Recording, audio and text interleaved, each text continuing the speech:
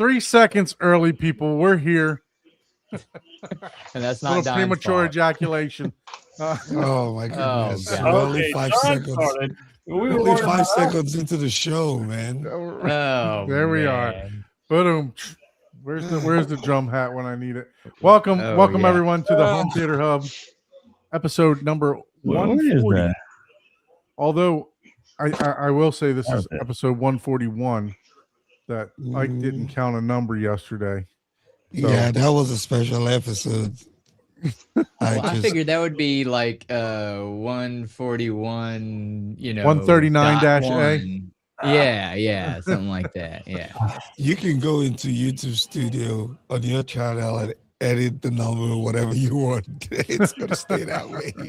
You can make it 5,000. You can make it 300. Hey, Hey, I tempt me should with a do good that. time. You can use Episode- letters too. You can make it a K. You can make it an E, an M, a V, whatever your favorite flavor is. Very All good. right. Why's my camera wacky today? All right, I got it. 121 gigawatts. First question I am going to ask. I'm not going to have that. And See, this is what happens when we start early, guys. Did We're you not guys prepared. do your homework and go to your local brewery and get, or Oh. Mm, You know all what? right, so I got that a would be a special- I negatory, sir. You know what's I sad gotta- about that? 3 I gotta- days ago, when I got back, I would buy. I said, "Oh, I got to remember to stop and pick up that." I went to the grocery store, totally forgot, and went back home. But I did remember. I have a very special one for the day. Uh-oh. Lil Dunk. Little dunk. Little What the hell, dunk. man? Is it Oreo milk beer? Basically, Oh if I God! can read this, Stout with it's cream-filled chocolate. that's crema. That's not that. So chocolate, yes, and Lil Dunk. cookies, vanilla. This might be too sweet, but it has the cacao nits, so it might not Is it be sweet? so. Is that sweet. 28% like we got the one for Scottio? God, I hope not. I didn't look at that either. Hold on, now I gotta look because you made me. Oh, it is quite a lot. It's not a whole lot. It's only 9.5. Nine, Oh, it's that's only still a- a good it's- for a 12-ounce can. Yeah, That's a lot. it's only a niner. So Yeah. You're Although gonna I- be you're yeah, gonna be uh, wearing whatever the guy is wearing on that can. Bourbon cream. I did pick up that. Well, if you guys haven't noticed, we have a guest today. Yay! Good job. Somebody was on the ball with that sound there. That was like we rehearsed that that. was good, wasn't it? It wasn't me. So, we Oh, want to gosh. welcome Hugo to the channel. Thank you so much, Hugo, for joining us today. Thanks for having me, guys. Yeah, man, we're excited. So like usual, I scour Facebook looking for guests, and Hugo was so kind to respond to me from I think on Saturday. I took my son to a place it's called La La Land. It's like an indoor playground, and basically I Movie? took him there, and we were there for almost 5 hours, right? Because it's so hot in Florida right now. They can't play outside, right? So I think we were there for like 4.5 hours, and while I was there, I was like, you know what? I got some time. I need to try to find some guests, and like I told Hugo, I must have sent like 20 invitations to join us on the podcast. Got somebody scheduled for the 28th of next month, just because we're traveling to Cedia and stuff like that, and that's what worked out for that person. And Hugo was so nice to respond. He said, "Man, I never did anything like this before." I said, "Look, man, it's just a conversation. That's all it is. We're just here to have a little fun and talk home theater." Idiots nerding out on theater and stuff. So it's easy. It's easy peasy. Yeah, for sure. We as you can tell, we like to just have fun. This Hugo, this is our release from our regular day jobs and whatever else we got going on in life. We have this 2.5 to 3 hours, and usually to just blank out from everything else. So So tomfoolery and hijinks. yeah, Yeah. appreciate you joining us today. So thank you so much. No, that's fine. That's fine. Usually my releases, if I can, I try to play Call of Duty or something. You know what I mean? Now that I have this one room to myself, I'm able to do it I've now. come home in those moods, and I'm like, you know what? I need to shoot somebody in the head today. Oh gosh, dang man, you just got the whole show canceled. Like, I know. On the Jesus Xbox and Christ. PlayStation. Call of Duty. Like anybody can. I've handle the had those call. thoughts in my mind. I'm like, I need to shoot somebody in the head today. Headshot, bitches. You know. So Yeah, they understand do that. be like for sure. that. You gotta put a They- disclaimer for YouTube, man. Yeah, He's talking Yeah, about yeah. Call of Not Duty. literally. Not literally. Yeah, yeah. yeah. And it was funny because like we had not last weekend, but I took my son to like another indoor type of place, and they had laser tag, and bro, I was sniping people from the back. Like I was just, Oh, that's I'm the fat guy not running around like pow, pow, pow.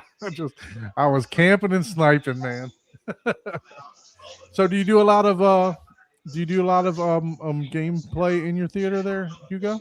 Well, I mean, we just finished it like 2 weeks ago, so no, not really, not yet. I'm Okay. still doing some final touches and stuff like that to it. But I have played already on here, and I played with the headset and I played without it so that I could hear the gun, the bullets and stuff, and Mhm. it's pretty cool. It's Man, that's cool. That's one thing that I have not done, believe it or not, in my theater, is hook the Xbox up and played it on the 160-inch screen. So I need to do that. I need to do that for sure. So it seems like just yesterday that I seen you guys. I know it's like a bad dream come true. I had a dream I was like on this professional podcast with these very unique guests, and then we were all formal and having it was crazy.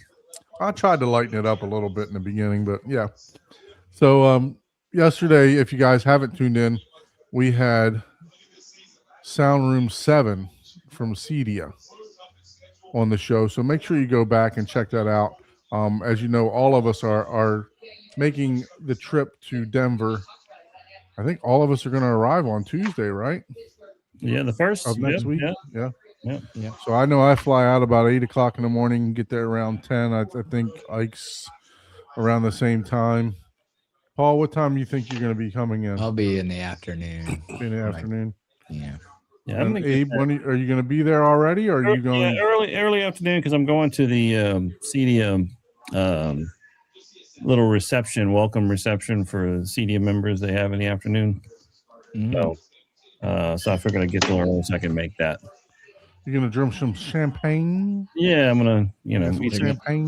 They're gonna give you 50 hors cents worth d'oeuvres. of champagne for your $10,000 membership fee. yeah, eat some hors d'oeuvres. Some M&Ms Yeah. and here's some peanut M&Ms and pretzels. Yeah, I know. That's Well, you know the way yeah. Expedia's budget is now, I wouldn't be surprised if it was some peanuts and some pretzels.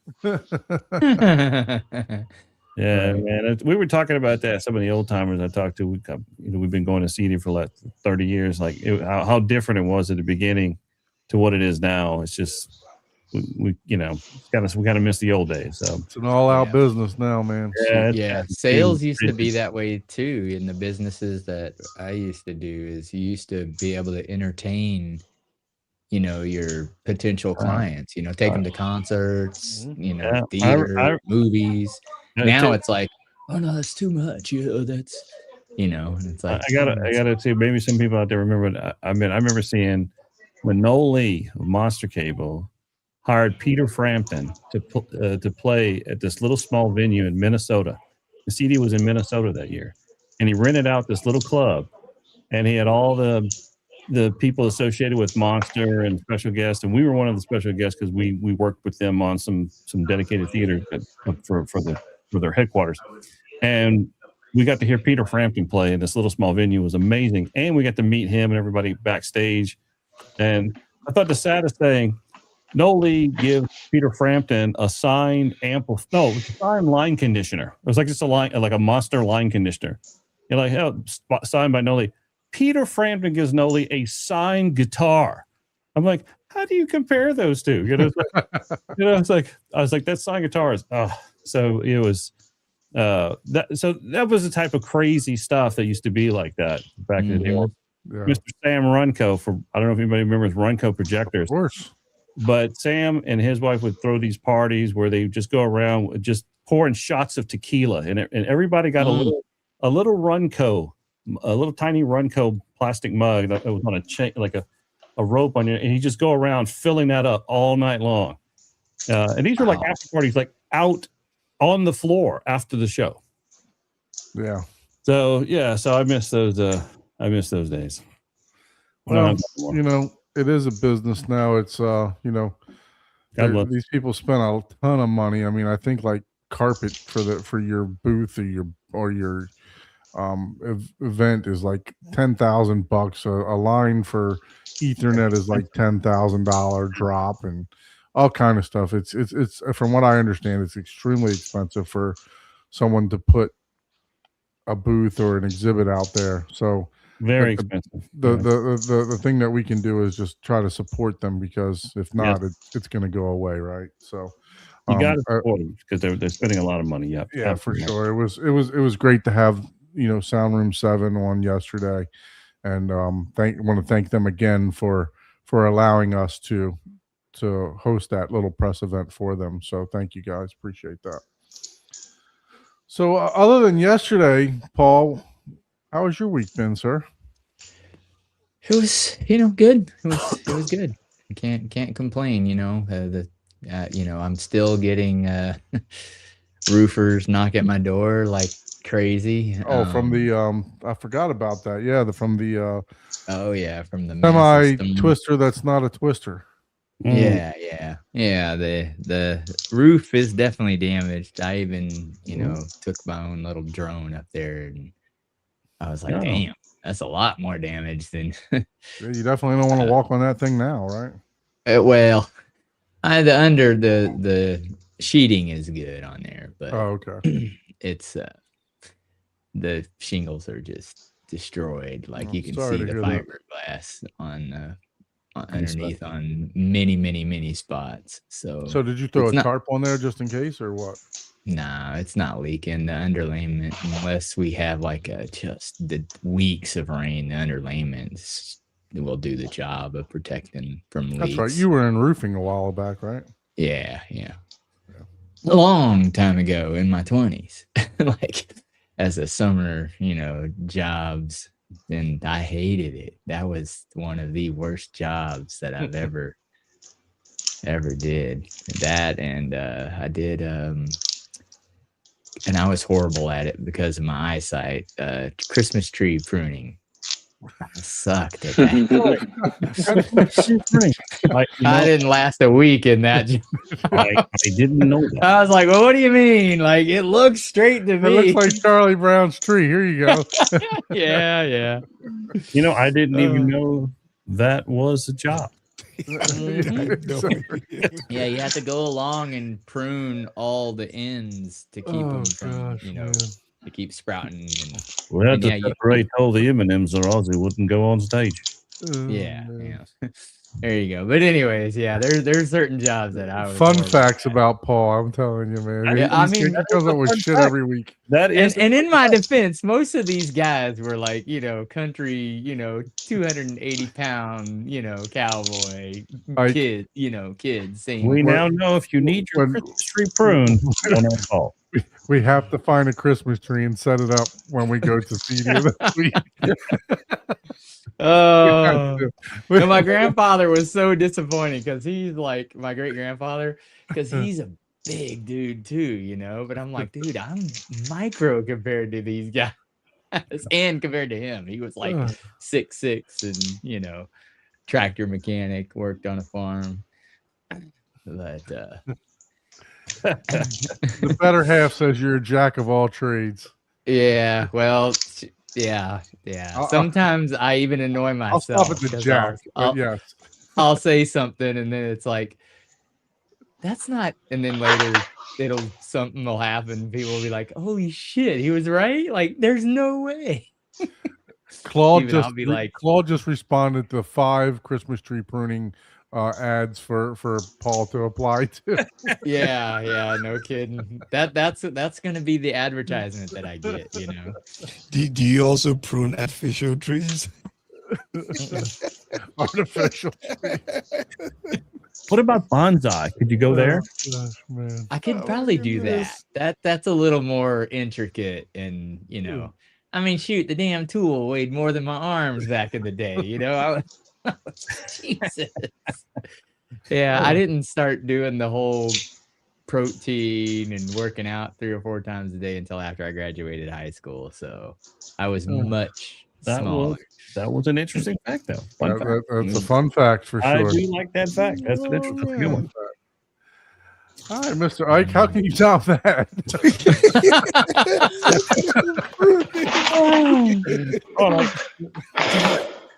You are Well, I am. a whale harpooner.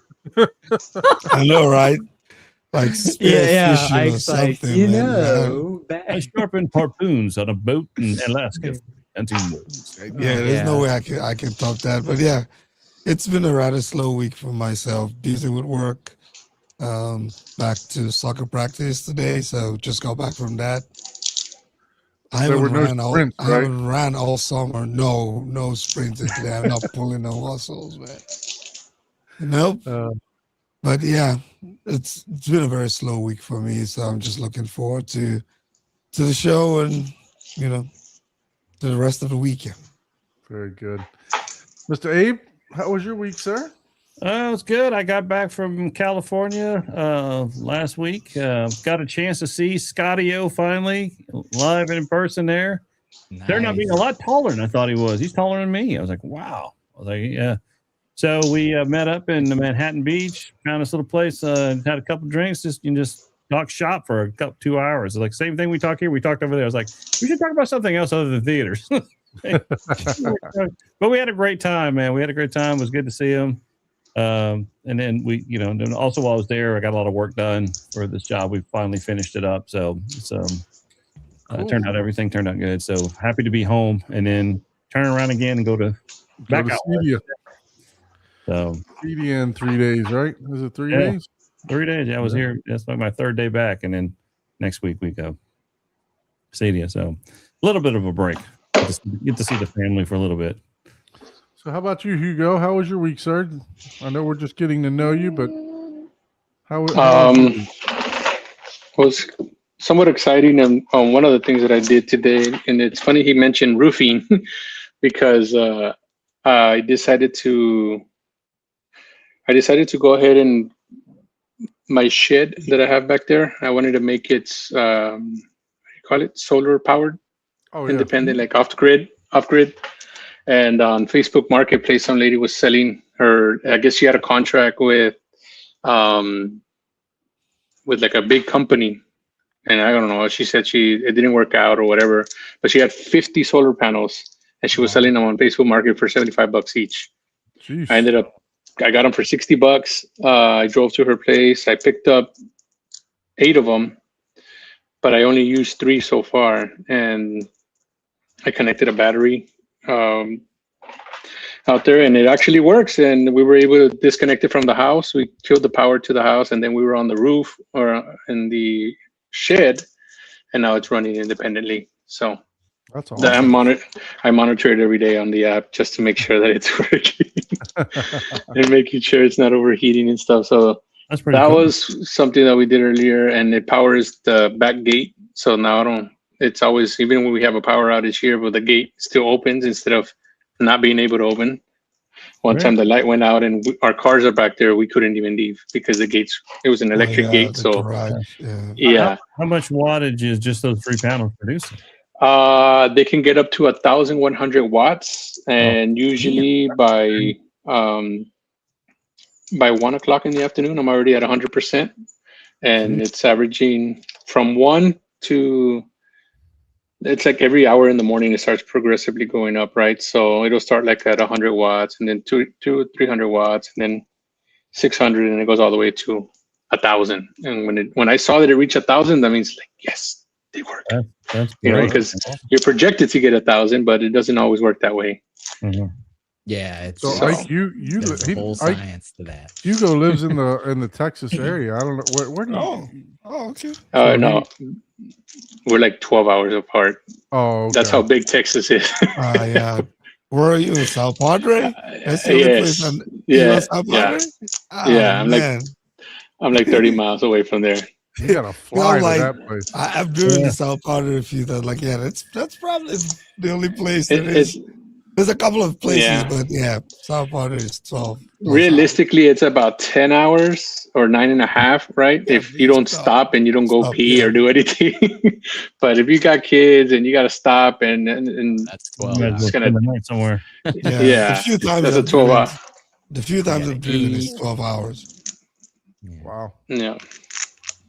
So yeah, So so that- that was one of the things, and I what was gonna else? say, Ike, you could go pick up some solar panels for $60. I man. know, right? Oh no, she sold Yeah, out no, instantly.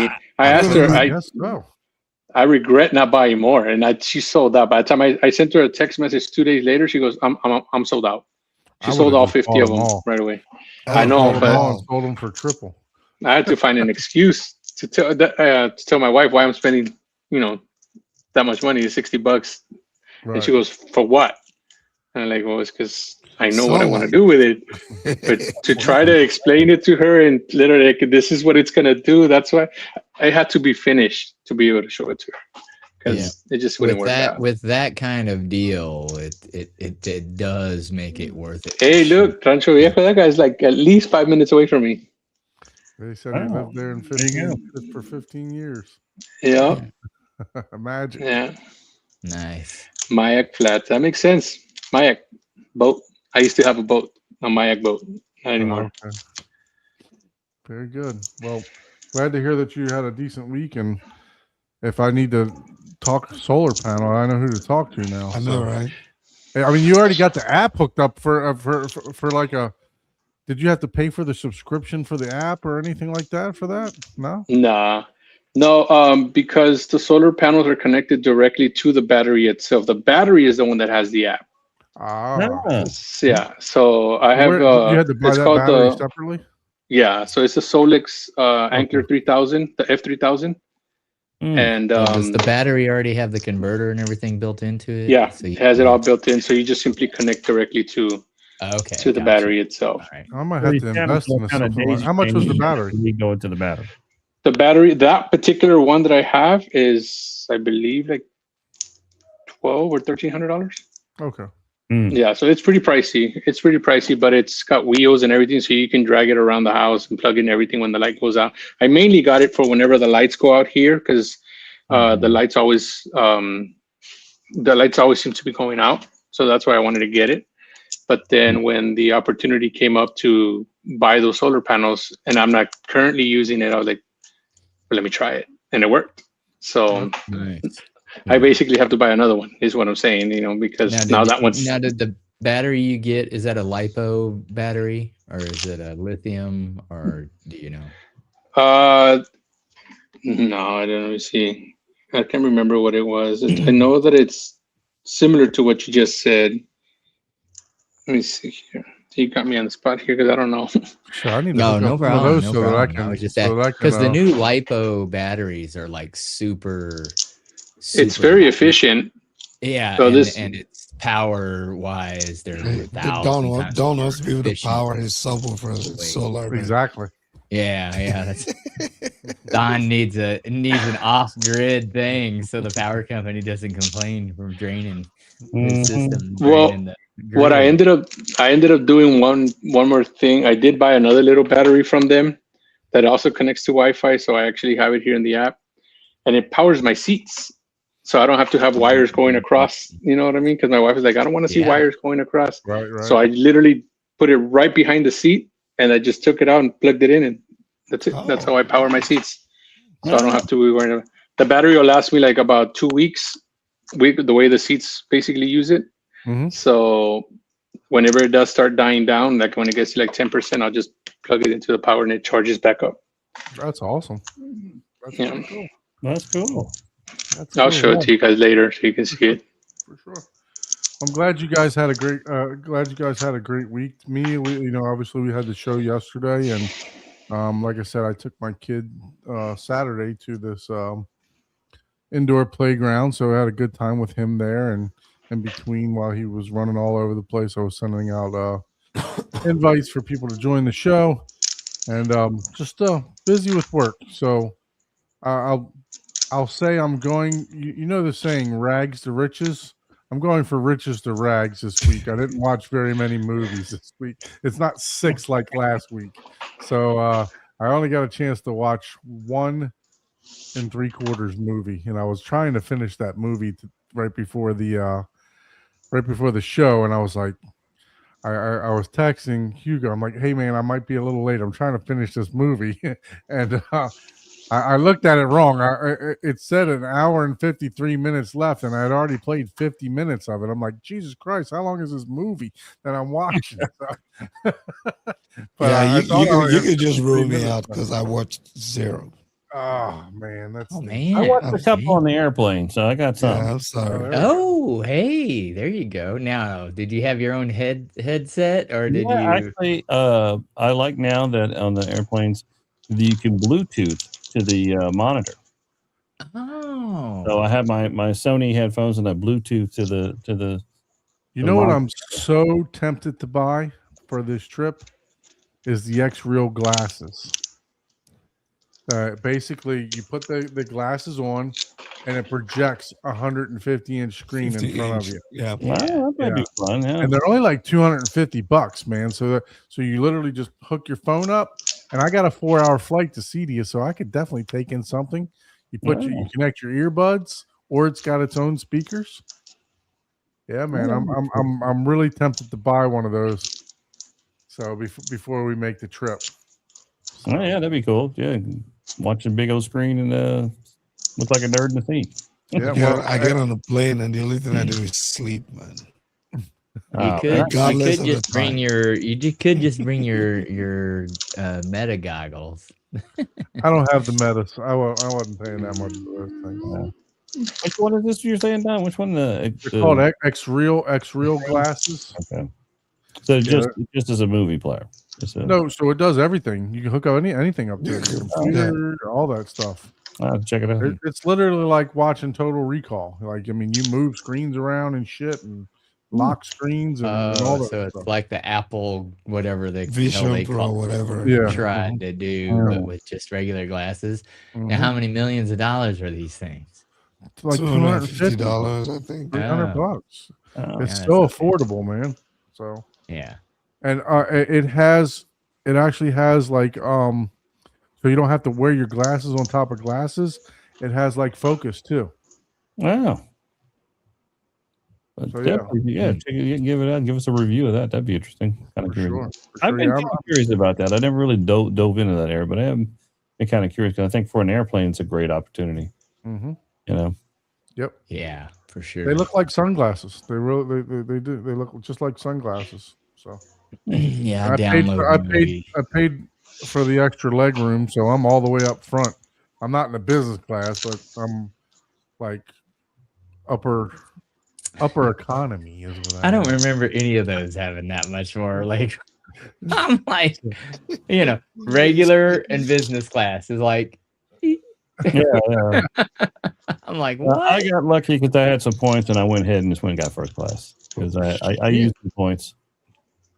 So you had a lot of points. I have a lot of points. I travel a lot though, so I had a lot of points. I got my first class probably for less than the main cabin with my points. I paid like $400 for first class. So I'm in 1A, 1C. I'm the first front row, first seat, right there. And right there when you walk in. So, unfortunately, the only thing I don't like is that you can't put your luggage. You don't have luggage where you can stow underneath because there's no row in front of you. So I got to put it up. But it's right above me. So, but I can drink my coffee and bourbon cream the whole flight. You get pretty much flight. Not unlimited drinks, but you can pretty much drink yourself silly by the time you get to Denver. Yeah. Well, yeah. Very good. Well, so it's like a 4-hour flight for you too, right? 3 hours and 3.5 hours because it's Yeah, 4 it's hours. It's four- 4.5 hours for me to go to LA. So this is a little bit shorter. So All right. Well, hey, why don't we go ahead and start with? Is somebody like clicking dice or something? I mean, Sounds like dice. So what movies did you watch? Well, Yeah. that's what we're about to get into. Hold on. Movies. We're gonna do Oh, this God. early for Jessica. Yeah, she's been logging out every night for the last month. She's like, no, I don't care about all that. I hear you talk about all that technical stuff. She's like, nope, I don't need to rehear it. All right, so we will move right past Ike, just zoom right past him as he yawns behind the camera there. Wait a minute. Not even a series? You didn't watch it like a Nothing. series? Damn. Wow. Nothing. Tough week. Tough week. Tough week, man. Tough week. I can go so many places with this. I'll just keep it quiet. Hey, that's good. That means 30 minutes. I'm a hero. Ain't none of you lasting 30 minutes. I guarantee you that. Your Blue Chew Gold is kicking in, man. oh man. So anyway, we'll zoom right on past Ike since he didn't have any movies for the week. Paul, how many did you how many were you able to partake in? Well, 3 actually. Okay. Okay, so that's a good one. And 2 of them I have not seen. All right. I watched Monument Men. Hmm. I think that's what it's called. Jessica might have to correct me on that. The Monument. But that Men? one was pretty interesting. That one was it was a good story. It was based on a true story. So that one, The Monuments Men. Yep. That's it. Very good. So a little war story, I guess. You know, it's nothing. It is a war story, but it's like a side story. There's nothing to do with the war or anything like that, which is why I liked it, because I love the military movies and stuff like that and war movies, but I really got to be in the mood for those because they kind of just, I don't know, it's just one of those things that just like, Anyway, but this one, it wasn't quite, I mean, it was based on a true story, first of all, and it's basically the trailer. It's these people are set up to go save all the art from around the world that's being stolen. That's a hell of a cast. Yeah. It's a good movie. It really is a good movie. This one, I mean, Rotten Tomatoes demolished it though.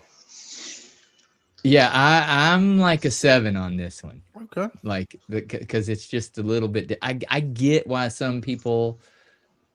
It's just different. Maybe if you watch it when it first came out or something like that, maybe the way they portrayed it, they overhyped it or something like that. But it was just a good, different story. Good to hear. So, it's I stars. definitely want to check it out. Yeah, it's a lot of stars on that. Mm-hmm. Yeah, ignore the stardom stuff, and I would say this: the reason like Rotten Tomatoes has a low score on it, I kind of get in one aspect, because there's certain parts of it where you feel a little disconnect, because all of a sudden it's like people are in different locations, and you're just like, wait, what? And they don't go into detail of why certain things that they're trying to get and protect are important because of the history of them. You know, it's for those people that may understand maybe the importance of certain, art pieces and works, and what it entails and what it really tells about a society, and the accomplishments of certain regions and stuff like that. But I'm so dumb when it comes to like art and stuff like that. I just watched it as a movie, and I just kind of just wrote like, hey, yeah, that's super important. Shoot, maybe it's not even that important. They're like, what? Maybe someone that's into art, that maybe is a lot more critical of it. I don't know, but I really like the movie. It's, and I have never watched this movie before, so it was a good, different story from a lot of the other, standard shoot 'em up, bang bang, cool. Movies. So, well, I'll definitely be checking that out for sure. I'm interested. It's worth a watch. It's worth a watch at least. Yeah. Let me see how much it is on Kaleidoscape. While I'm looking that up, tell me about what else you watched. The next movie that I watched that I had not seen before, and Scotty O was getting on to me. He's like, you gotta watch that. I'm like, hey, you need to stop what you're doing right now and watch this. I watched Super Troopers. Yeah. The original one. Yeah. Mm-hmm. So, and yeah, that was pretty funny. I could see the classic humor in that. So, if you haven't seen it, there's a great YouTube video with the creators of that movie where they talk about that opening scene with the cop pulling those kids over. Yeah. And how so much of that was improvised, and it's just actually very interesting to hear their conversation about that. I highly recommend looking that up because it definitely adds a lot more. Once you find out the backstory of it, it just makes it more and more funnier to yeah. Oh yeah, I could imagine. Yeah, you can tell some of that is just like 400 takes. All right, here's the ones here's the scenes out of those takes we're gonna, actually. Funny you should say that. What they were saying, when that cop stops, the stunt guy threw it in reverse and slammed and goes backwards and drives backward to go behind him after to go stop him over again. He blew out the transmission in that, and they did that one thing in one take. That whole thing was because the car was dead after that. Oh wow! That take was the take. Wow, that's so amazing. It was fascinating thing about that. I thought that was funny. Yeah, that's pretty good. So would you give it the 7 that it was right? Was it? I think I've seen this a long time ago. I can't remember, but I don't know that I would give that a 7. To me, it was a lot of slapstick humor, basically. Yeah, it's a classic. I think it's a classic. It's more of a 5 or 6er, but it's one of those. It's like the classic. It's got its moments. Humor. Look, I like to look at dumb stuff too and laugh. I mean, it's got its I showed my wife something today. Just pure stupid comedy, right? I love a good stupid comedy, like a Fletch or something like that, or the Christmas Vacation. Obviously, that's why I was looking at something on TikTok today, and it's and the caption said, when your interior design goes wrong, and basically it was a vaulted ceiling with 2 pendulum lights hanging down, and it looked like boobs on your ceiling from the reflection. I found that humorous. So it's yeah. That is funny. Yeah. There's definitely there. and on that note, my third movie, you can guess. I can guess. You should be able to guess. Toy Story. Disclosure Day. Ooh, the person that said Toy Story was closer. But no, it wasn't Toy Story. Oh. Oh, I can't believe you guys. Cars? No. God damn. Did you guys even fill out the fucking sheet yesterday or whatever? What, Ready Player One? Yes. Yeah. I said yes. that. I said that Ready Player One. After we talked about it enough, I was like, I gotta watch that movie again. I watched Ready Player One again. Nice. I heard that was a good movie to watch with like the whole surround thing system and everything. dude. And I it's haven't done it yet. And I'd had added more sound panels and even just a couple more sound panels. I'm like, man, I'm like hearing extra Mm. Well, you didn't shit have it. around. I was like, God damn. I was like, all right. That's why I do want to I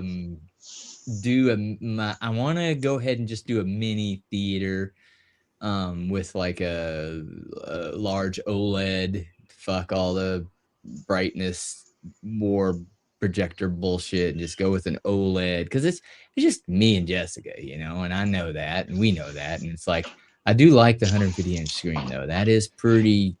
You feel more like you're at the theater. So Look, I look at YouTube royalty in the house. What's going on, Chana? Long time no see, man.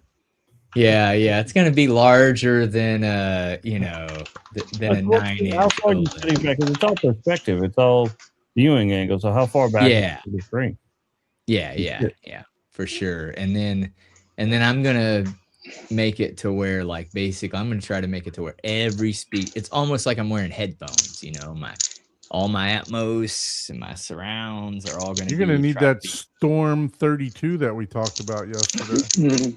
Speaking Yeah. of using a TV or an LED wall, before I forget this, I don't know if you guys saw the little press release from Tony Grimani introducing a very special speaker that his company designed that mounts on the ceiling and will shoot the sound onto the TV and it will reflect off the TV Mhm. onto you, and using that as the center channel. So I am definitely going to go and demo.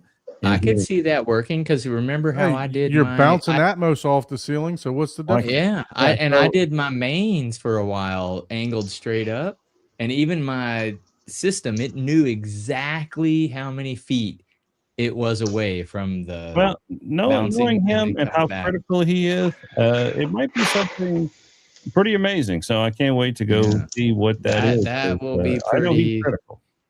That'd be I pretty went OLED on this room, and you should do it. If you're gonna get one, you should go OLED. You're gonna like it. Yeah. There you go. Yeah.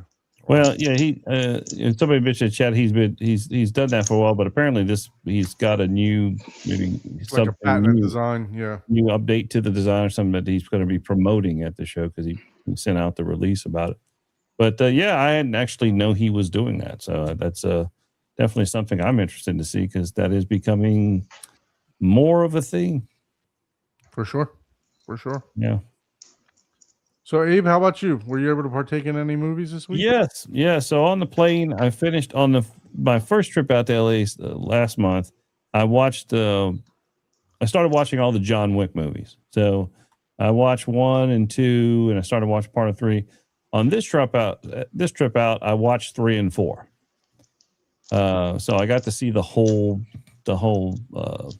set of it. Series. It's kind of rinse and repeat. Every one of those are Really?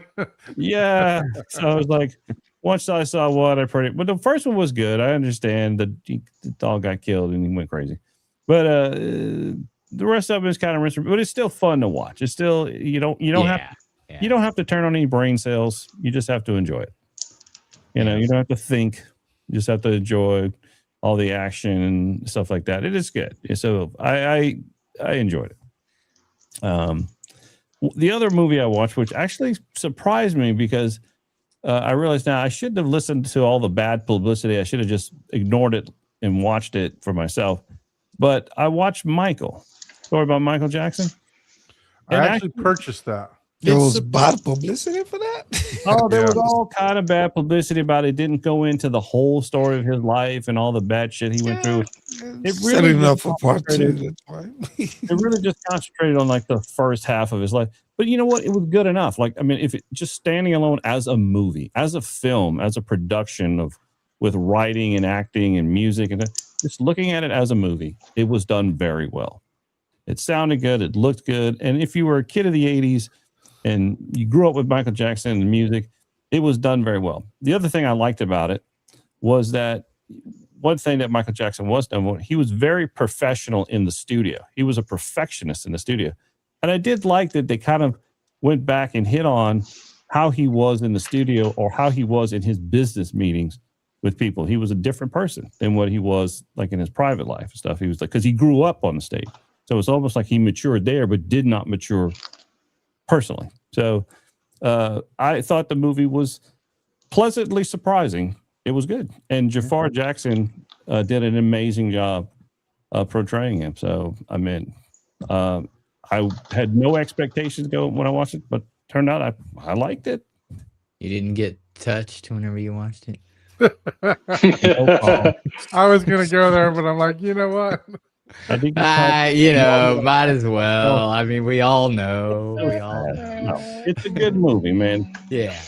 Okay, I'm glad it's a good movie because I'm a sucker for anything 80s. So a movie about a megastar. Forget all the other shit. If you just look at it as far as a movie, it's actually well done as a film. Yeah, I actually downloaded this one onto the Kaleidoscape the other day. I've been wanting to watch it since it was released.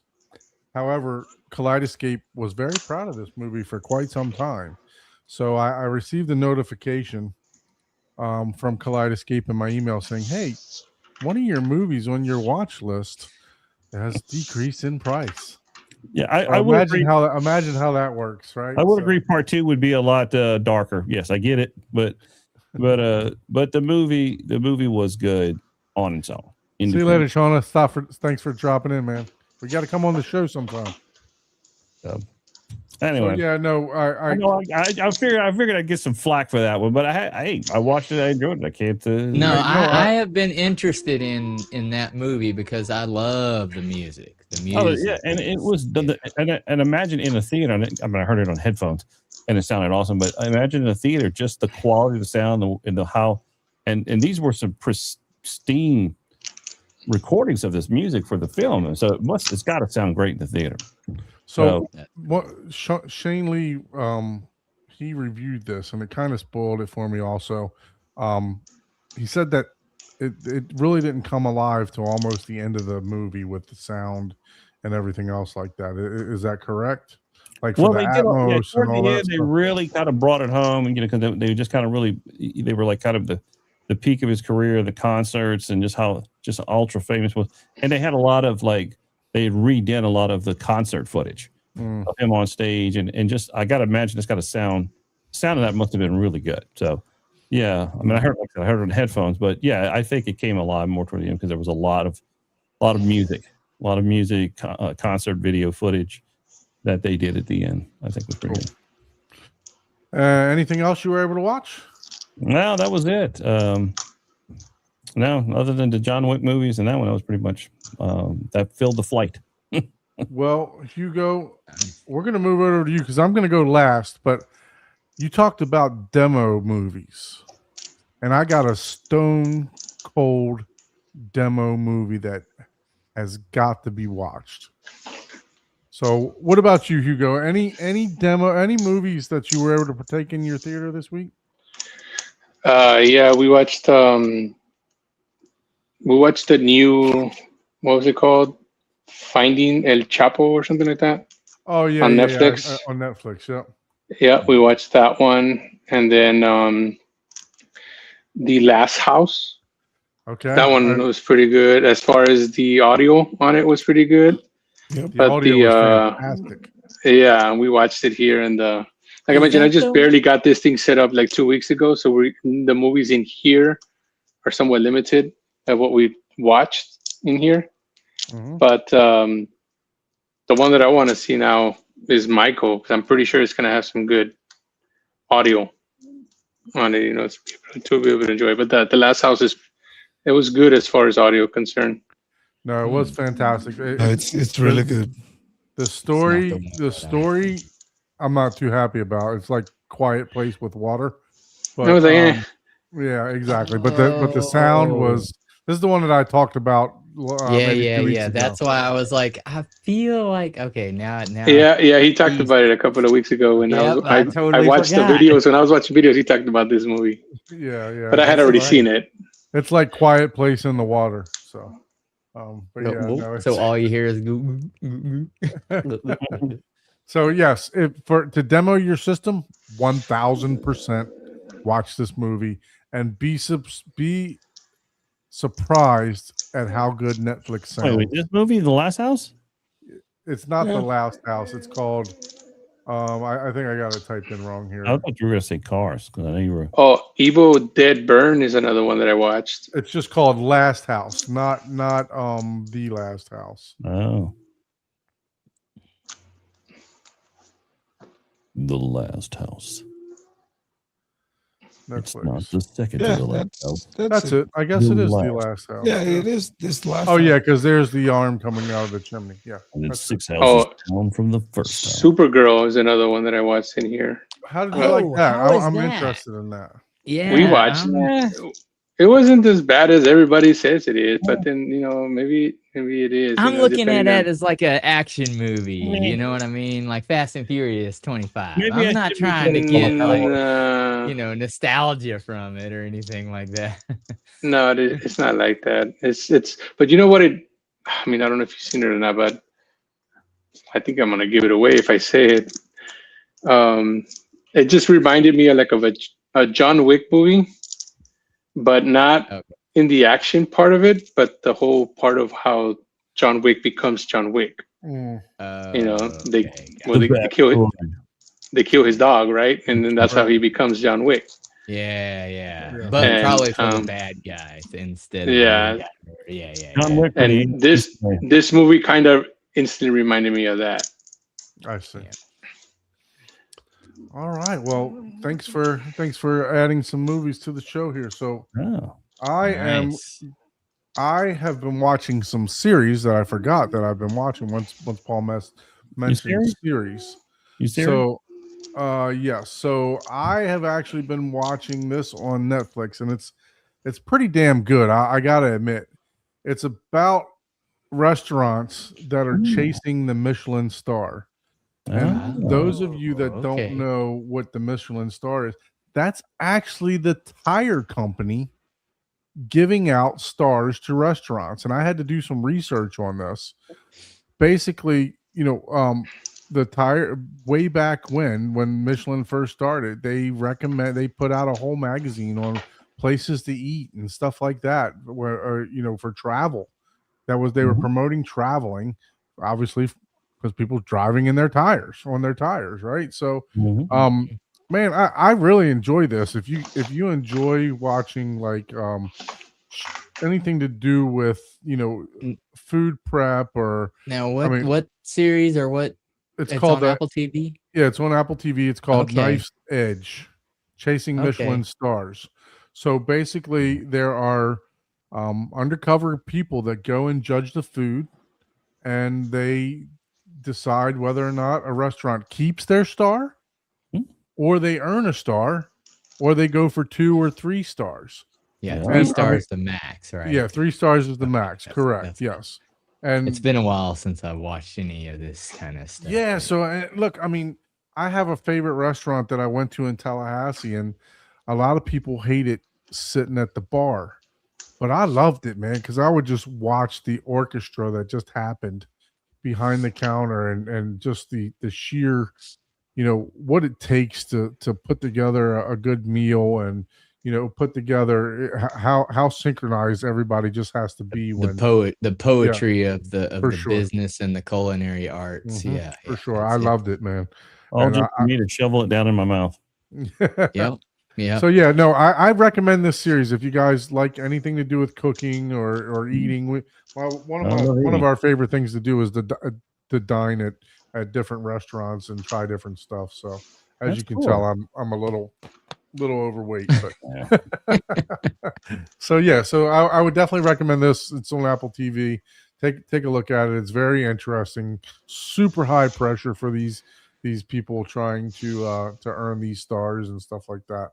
Yeah. And then I took the recommendation of some people last week. and I binged watched 7 episodes in one night. I was up from, I don't know, I want to say I was up from like 10 o'clock to about 4 o'clock. And I went ahead and started watching The Lionist. Wow. That's a good show. That's a And, really good show. Good? Yeah, so Oh yeah. so I started watching this, and I enjoyed it so much that I stopped watching it. And Wow. the reason I stopped watching is so my wife can catch up and we can watch it together.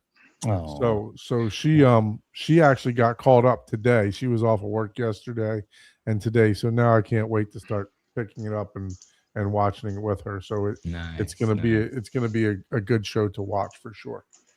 And then the Stone Cold Killer. An absolute, I haven't finished it yet. I got about 20 minutes left in the movie. And absolute, I've seen it a million times in the demo clips. I've seen it at M-Wave. I've seen it at You've seen it at M-Wave. I've seen it at Cedia. I've seen it at other people's houses, right? Never watched it. Until now. But now, just a stone cold demo scene, demo disc from start to finish so far that I've watched. Blade Runner 2049. The sound in this is just unbelievable, man. I've never watched the whole story before. I've only seen the clips, and I'm actually really enjoying the movie itself too. It's a pretty good movie. I haven't seen the end, so don't ruin it for me. It's good. It's good. It's a good one. Well, let me ask. I've never Have seen that one. you seen Blade Runner? The original. I've not seen the original either. Nope. Oh, Oh, then you might a have lot seen of the it's first not one, going to yeah. make sense. You Yeah, have no, to it's have the first no. one. You have may to need to know the original. Right now. Well, he's got 20 minutes left, so Well, watch the first one, then go back and watch the last 20 minutes. Yeah, and you know what? have That it. I actually have both of them that on actually Kaleidoscope. works. I That agree. actually works. Yep. Believe Yeah, it or not. I think so. So yeah, so look, I mean, if you want something to demo your Atmos system, this is the movie. let me see. I can add it right now. It's got bass. It's got. I mean, Jesus. I mean, that's from the jump, crazy. from the credits, the Sony sign that pops up. First of all, that ought to tell you something in itself. When you see a Sony disc, you're going to get performance, right? Yeah. So Yeah. literally from the jump of starting this movie, you get demo material. So, and all throughout the entire movie, I mean, just sounds from the atmosphere and sounds from all different places. The sound is just going around you all over, man. It's really phenomenal what they did with that movie, for sure. So you gotta check that out if you haven't checked it out. But yeah, I'm gonna finish it as soon as we're done with the show. I'm gonna go finish the. So you say you gotta watch part 1 first, or Blade Runner? Yeah, I think it's recommended. For the To see the ending to original make one. sense. Yeah, for the ending to fully make sense. Yes, you really should. The 80% of it, yeah, it's you're kind of. That's a different story that they're tying together. But the very ending. See, I always thought that it was just a remake. No, of the original. No. It's not a remake. That's why I didn't watch the first one first. Now, the original is definitely not politically correct. I don't not politically correct. Like it's I got. I mean, look, you can't do a lot of stuff nowadays that all these movies did before, it's out there pretty. It's out there. Like even back then, you'd be like, "What?" Before I forget, I got a fun fact about Blade Runner. Now that you brought it up, so when I was in California last week, I did take some time out on Saturday and went to the Warner Brothers studio tour, and went on their back lot and saw where all the movies made. And Blade Runner some scenes from Blade Runner was shot on that studio lot in Warner Brothers. And a fun fact. during filming that, Warner Brothers had just bought Atari, the video game Atari. And in a scene like in the downtown, where they have all the lights and the signs, they shot a scene with this gigantic Atari logo that when he's in one of the little things flies by.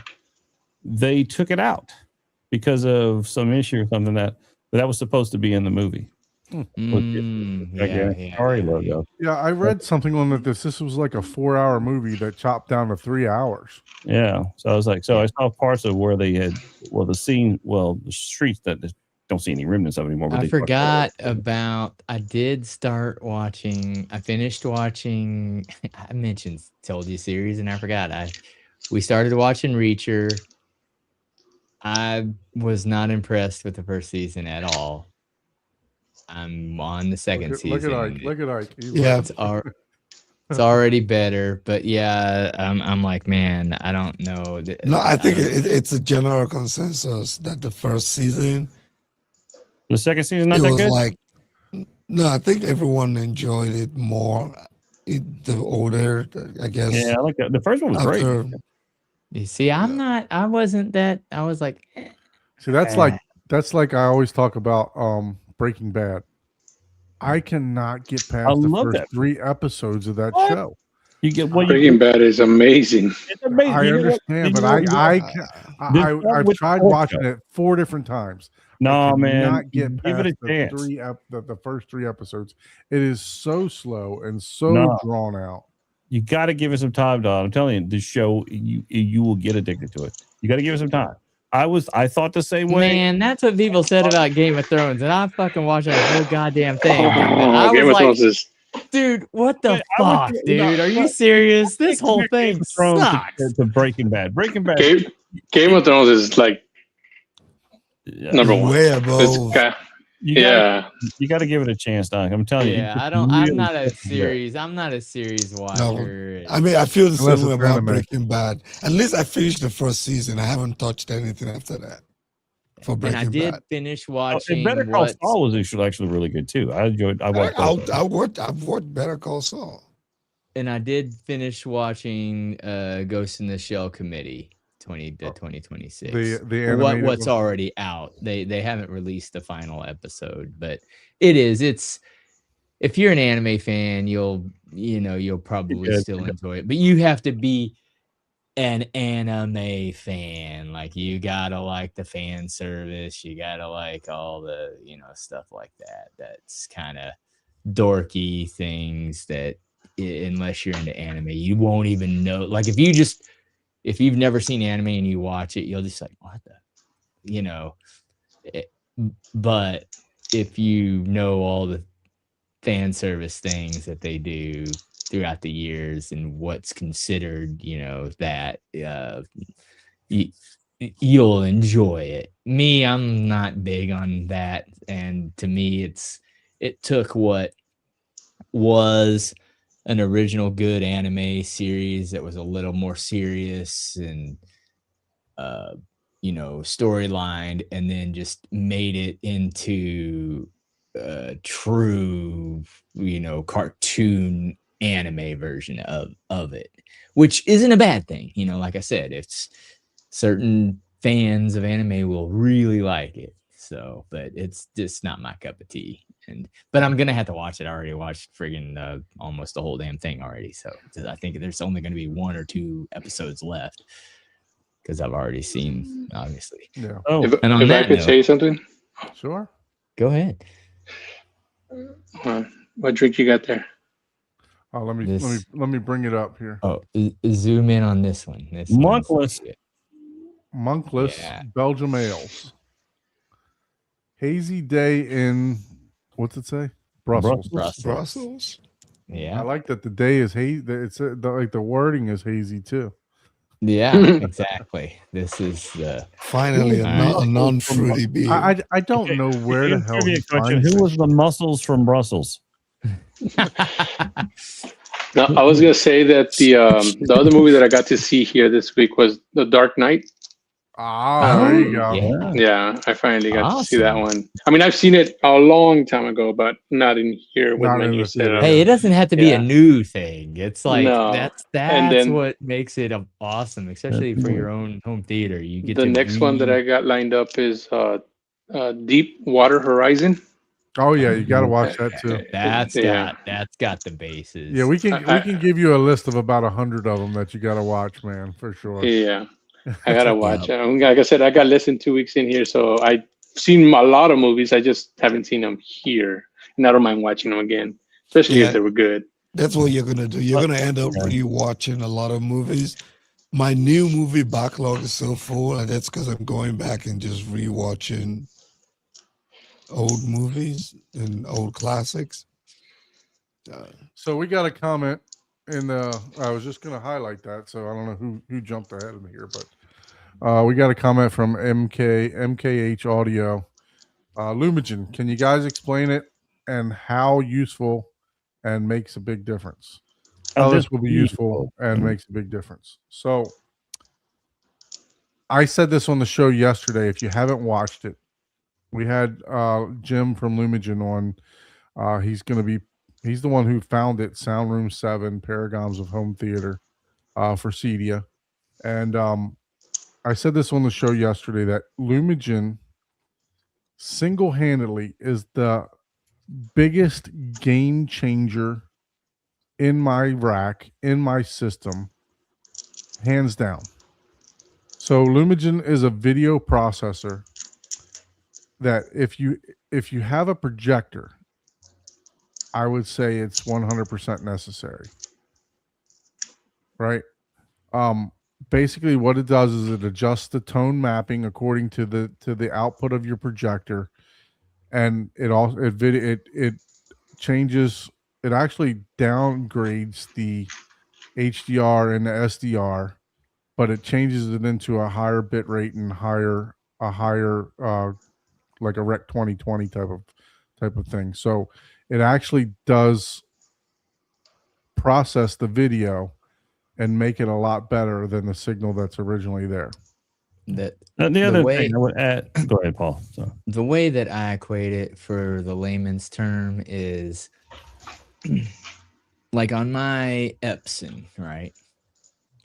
I can go to what a lot of people in the biz know as the Harry Potter faces scene, where they're battling it out with the wands, and then their ghost parents come, and if you don't have good enough black level or contrast in that scene, you don't even see that there's faces. It's all washed out because 80% of the scene's black, right? But on any projector, you can adjust it to where, ooh, I can see that perfectly, right? It's like, oh yeah, I see all the detail. Okay, but then you go to a bright scene and now you can't see shit. So is what these devices do is it makes it to where you don't have to chase that. The device is basically saying, oh, this is your capability at the black level end. This is your capability at the brightest end. And I, scene by scene, am going to make frame by frame tone map the contrast best suit what your system is capable of doing, so you get a better image. It's depending on what you have. Like if you have an OLED, you're not going to need it for black levels, right?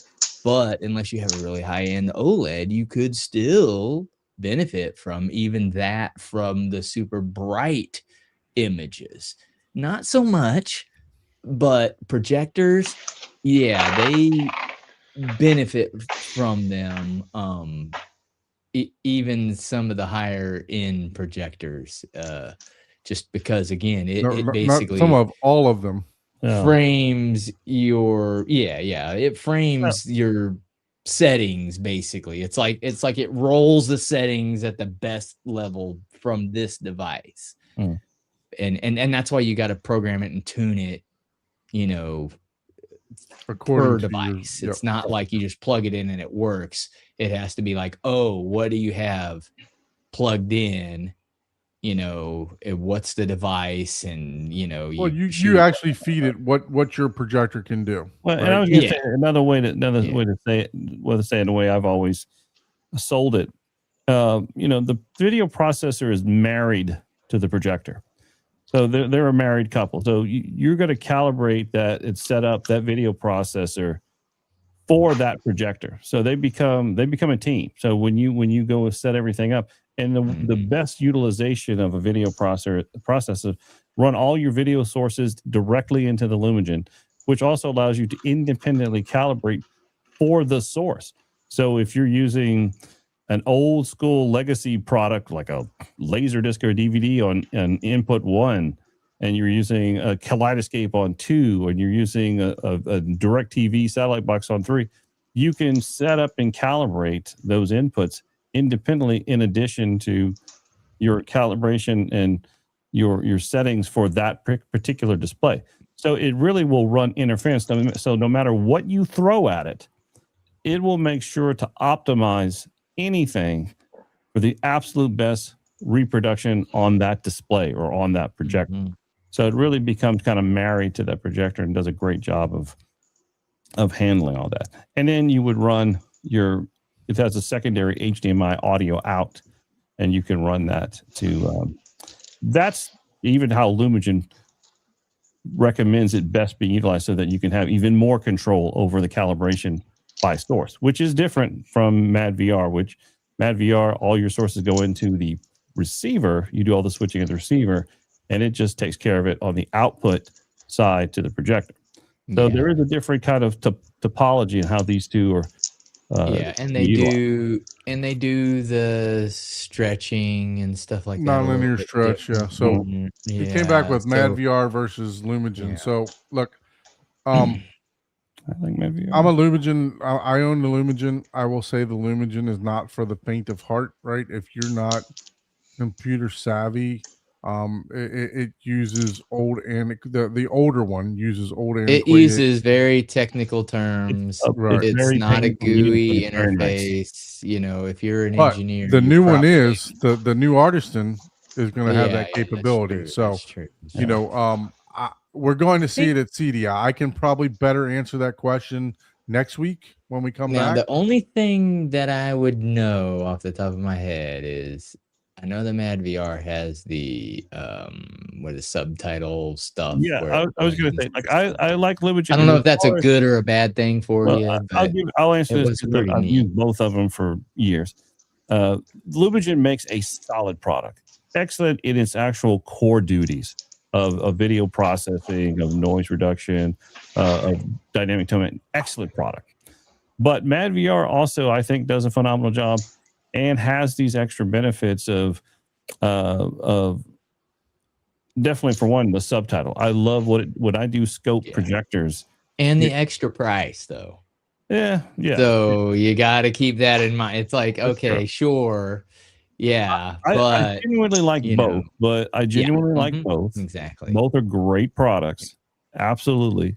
I tend to, when I'm doing scope theaters, I tend to go to MadVR because it kind of interfaces better with scope.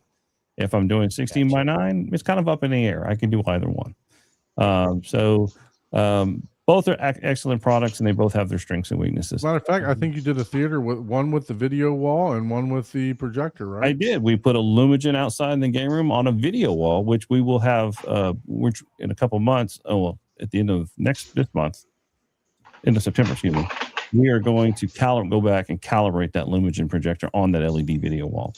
But we did a MadVR in the theater. So we did both.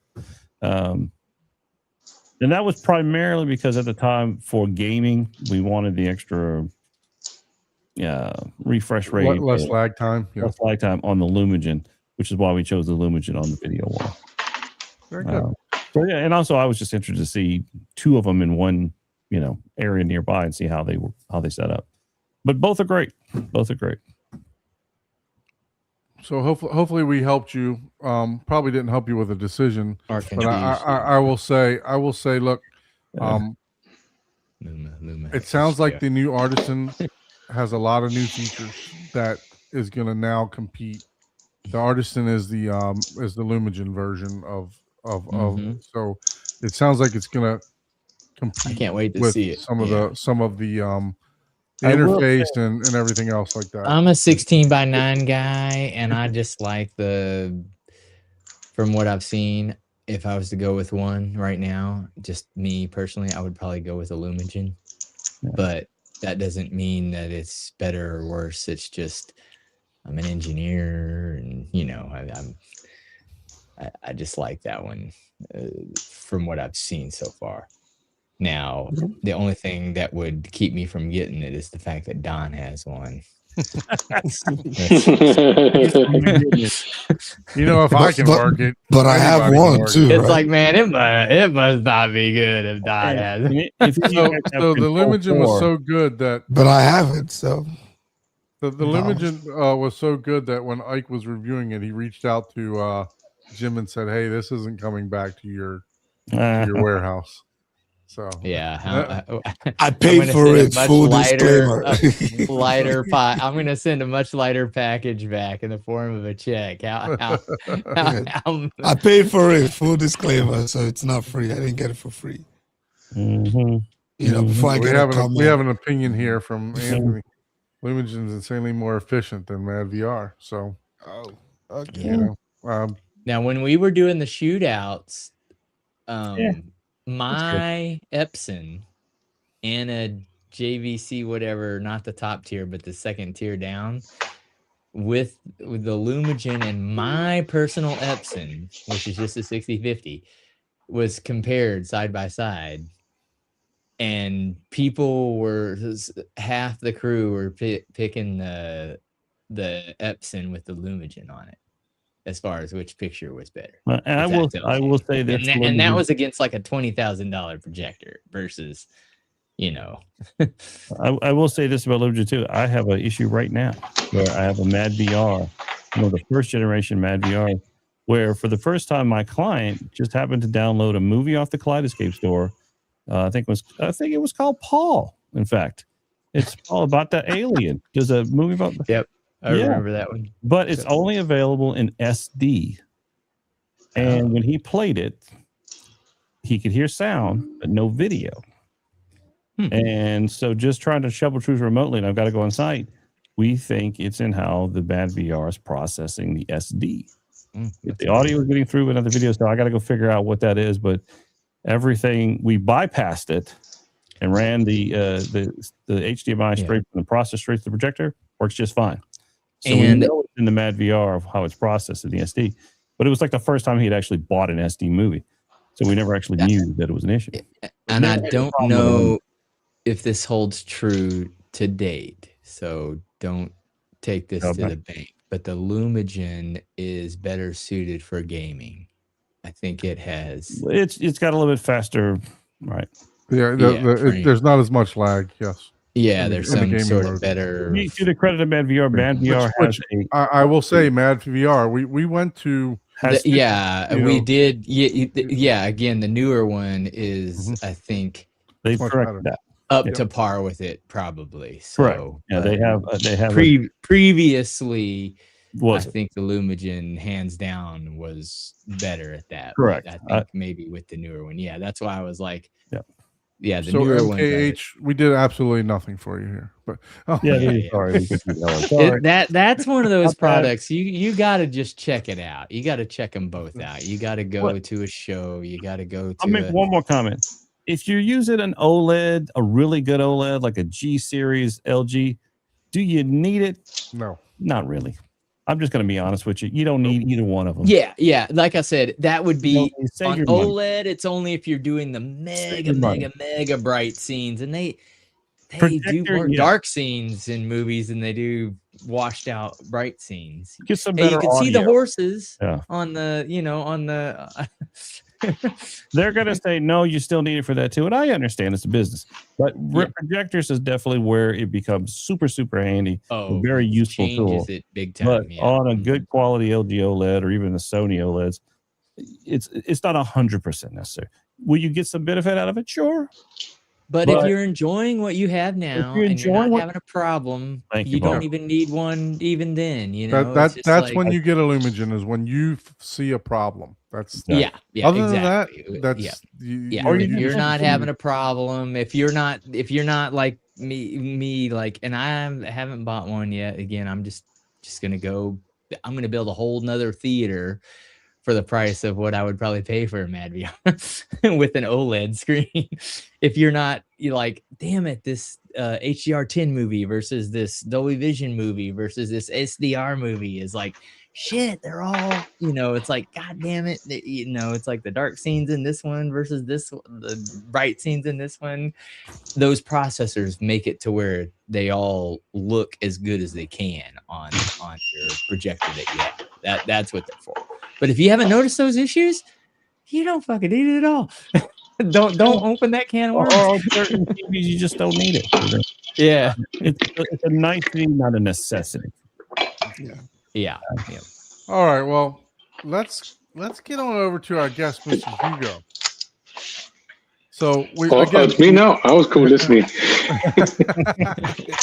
we definitely appreciate you joining us to the show this week, and thank you again for entertaining the idea coming here. So tell us a little bit about yourself and how you got into home theater.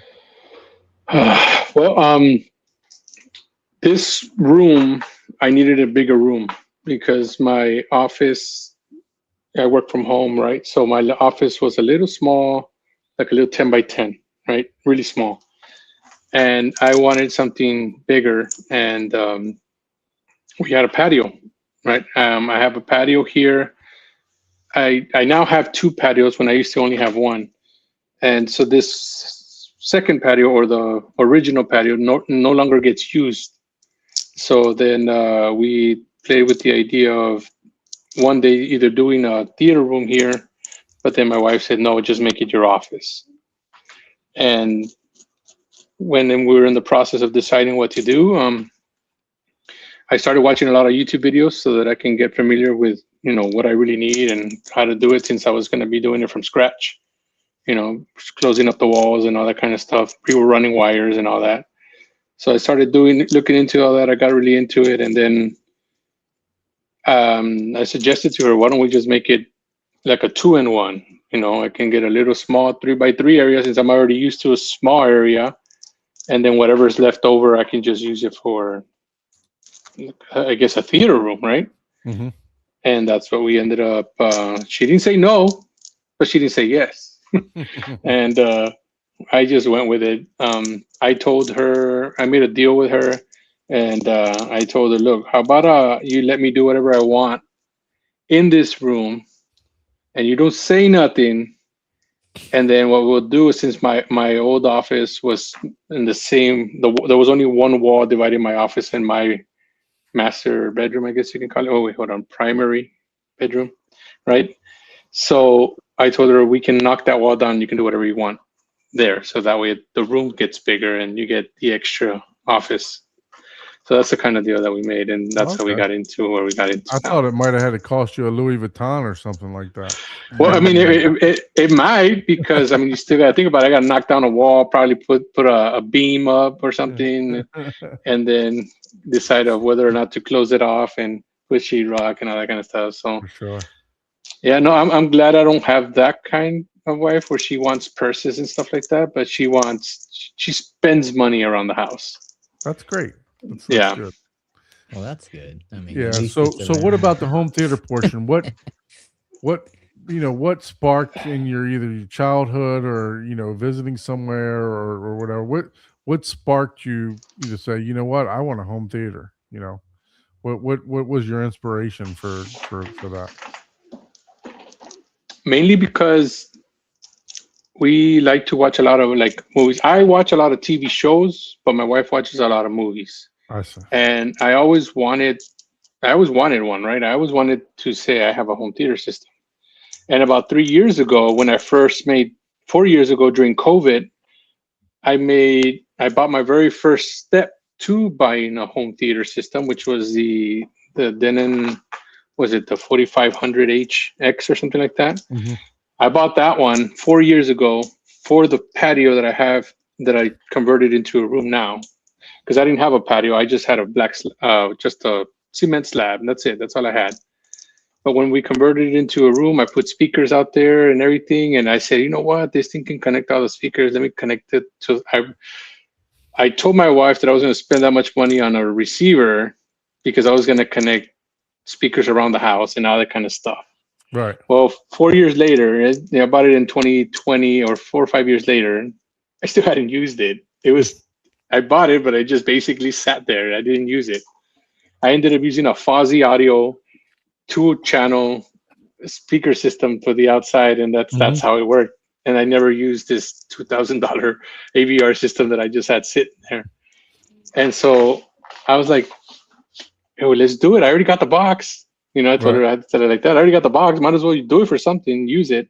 Yeah.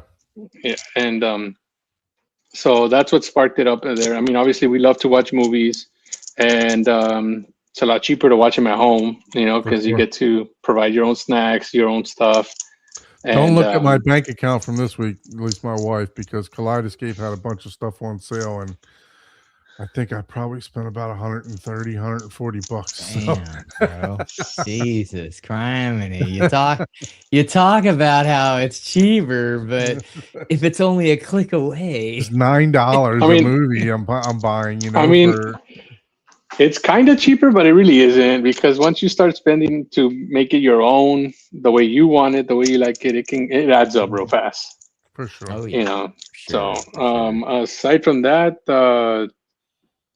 I started just going online and checking like different speakers, and then going up YouTube and watch a lot of YouTube videos for months, you know, like, because we had been talking about it since, I would say, probably January.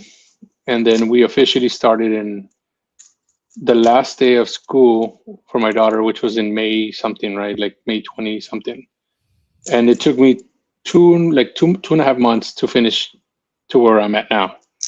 And we finished it off. And well, now I'm just trying to do all the little final touches and stuff. I'm still like touching, clean. Like, I learned a lot from painting, from the acoustic paneling. Like, I didn't know any of that stuff. So I would go to YouTube, try to talk. I'm not talk, but just watch people talking about it, and then try to learn what I can. It's funny how you can go down that rabbit hole, right? I spent like 3 or 4 years just researching products and you know, looking about sound panels, and you know, what projector does this, and what's a video processor. And I mean, you could just endlessly go down the rabbit hole of watching YouTube videos. And my wife would wake up at like 2 a.m. or something like that, because I was playing YouTube videos. You know, I just couldn't get enough information. I know that's how I was too. I have my headset on at night. She goes to bed. I'm laying down, and then I'm just watching. And I did it for the solar panels. I did it for the home theater. I did it for just about everything. I told her, if I want to know something, I call it YouTube University, man, because I just go in there, and then I graduate with a bachelor's degree, and then eventually a PhD. You know what I mean? So if it comes out really good, it's a PhD. If it's okay, it's a bachelor's. You know what I mean? You don't get the PhD until you actually have all that stuff yourself, because I don't care how much you watch something, you know, it's like you can watch woodworking all day long, but until you start making you start doing it, man, putting those pieces of board together, you're just like, hey, you'd be surprised. You'd be surprised what I did with some, because I'm not a woodworker myself, but I sanded, I painted, that's I did how everything. You earned the PhD. Cool. That's what I'm saying. I earned my stripes. I earned my stripes. Okay. There you go. Yeah, Man. my garage is full feel of. like I'm in the rabbit hole. I've been doing this for almost 30 years. I still feel like I'm in the rabbit hole. You never can learn enough. You never finish. Yeah, you never finish learning. Yeah, I'm always learning exactly. something new. I never feel like I know everything. So. Yeah. But it's fun. It's a fun thing because it's always evolving and changing. Yeah. My biggest decision had to come with whether or not I wanted two things. One, a projector, you know, and a screen, or what I ultimately went with was another TV. You know, so but what I didn't want is, no matter what, and I didn't care if it sacrificed a little bit of the audio part, I didn't want to mount the TV on the wall. Like, and I say that because by not mounting the TV on the wall, the center channel is not where everybody wants it to be, like here at the ear level. It's right below. You know what I mean? And you'll see it, I guess, when I pan over it. Right. You'll see what I'm talking about. Everybody makes sacrifices in their room, right? And if you didn't want to mount it, then you didn't want to mount it. That's all. Yeah. And is it the end of the world? No, because your processor is supposed to process for that position, right? On where you're at. So you mentioned the Denon. So are you using did you run the room acoustics, the room correction and all that stuff? Don't they use Odyssey EQ? Odyssey, They use Odyssey EQ, but like I mentioned, I bought it like 5 years ago, and I thought it was everything in the box and all that, which it wasn't. And I lost the speaker thingy, so I haven't done that. A little micro thing. I had everything. Yeah, I have everything except for that. That's only like $30. Yeah, man, if I find one, I will send it to you. I'm sure a box. That's the only thing that I haven't done. But little pointy little. Yeah, we need. See, it's a little bit like that. If you have an extra one, we need to send this guy one. Yeah. That will make a ton of difference. Oh yeah. I tried my best, and I go and I clicked on all of them, and I did everything where I could.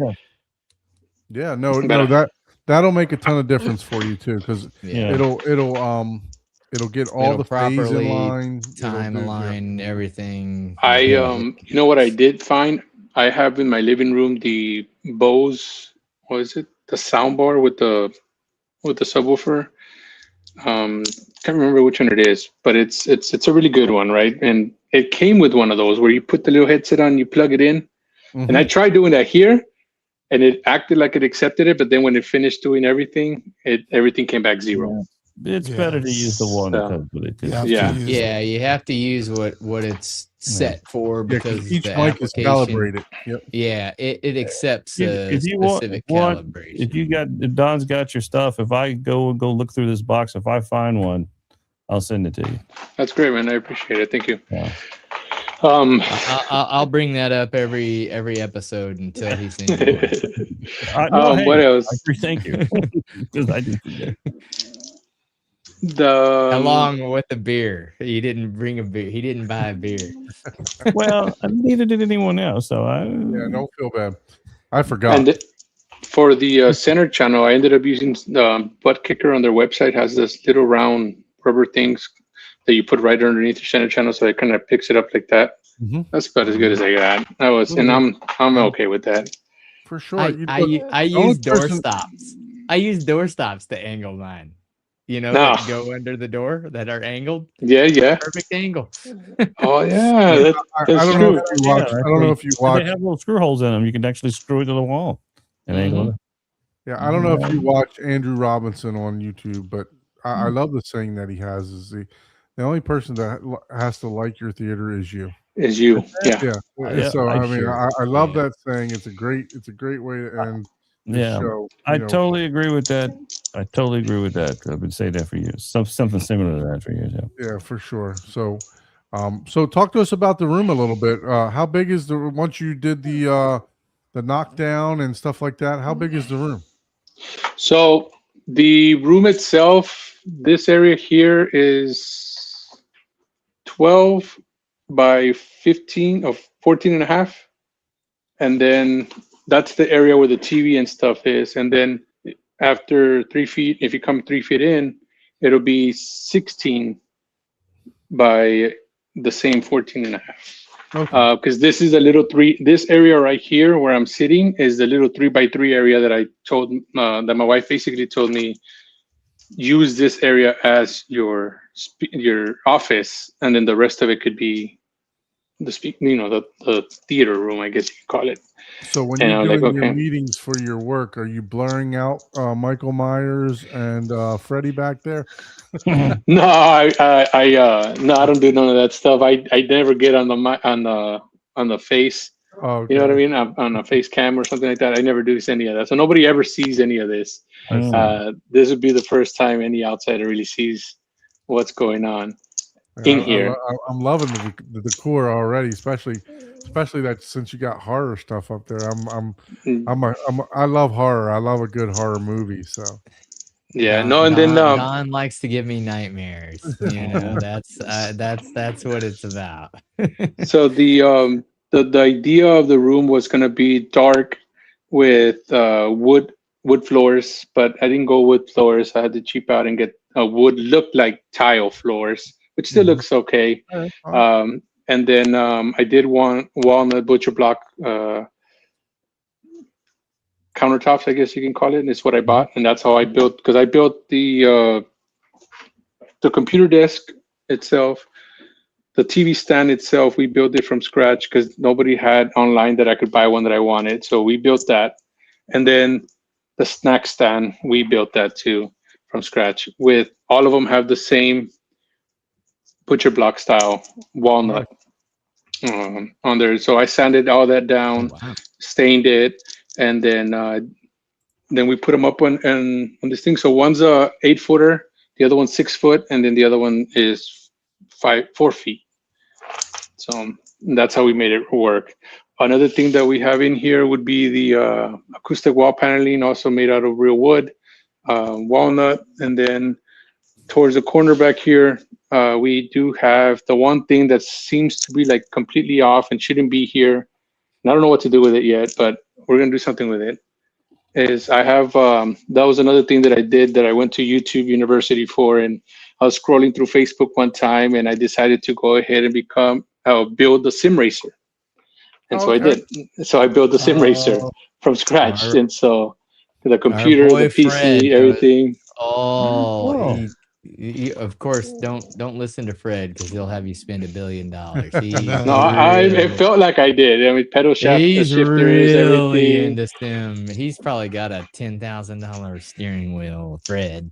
But yeah, he knows all. Yeah, there's lots of people that are. I would like. I built mine, and he ended up going back in the box, man. I wish I could put mine back in the box. I can't. You know, in the garage, man. Well, with the computer and everything, if you add up what the cost of the computer and the framing and the TV, the mount, everything, it was about $10,000. You know, so now I just have a $10,000 paperweight over there, because I built it for my girls. I have 2 girls, and I thought they would get into it. One of them is a teenager or 20 already, and I figured, you know what, maybe they can learn how to drive a little bit. All they want to do is they want to play Mario Kart. And that's it. $10,000 for Mario Kart. I would play on it. Shoot. You know, which is great. You know, we like it whenever we do play it, but they don't really like. It doesn't grow into them to want to just on their own. Like, hey, I'm gonna turn it on. I'm gonna go ahead and play. No, they have to. Can you turn it on for me? Can you click on a thing for me? Can you go here for me? And like, they don't want to. Like, I'm like, you should have been a boy. If you were a boy, you would have been playing already. How about the theater room? Will the girls come in there and watch a movie on their own?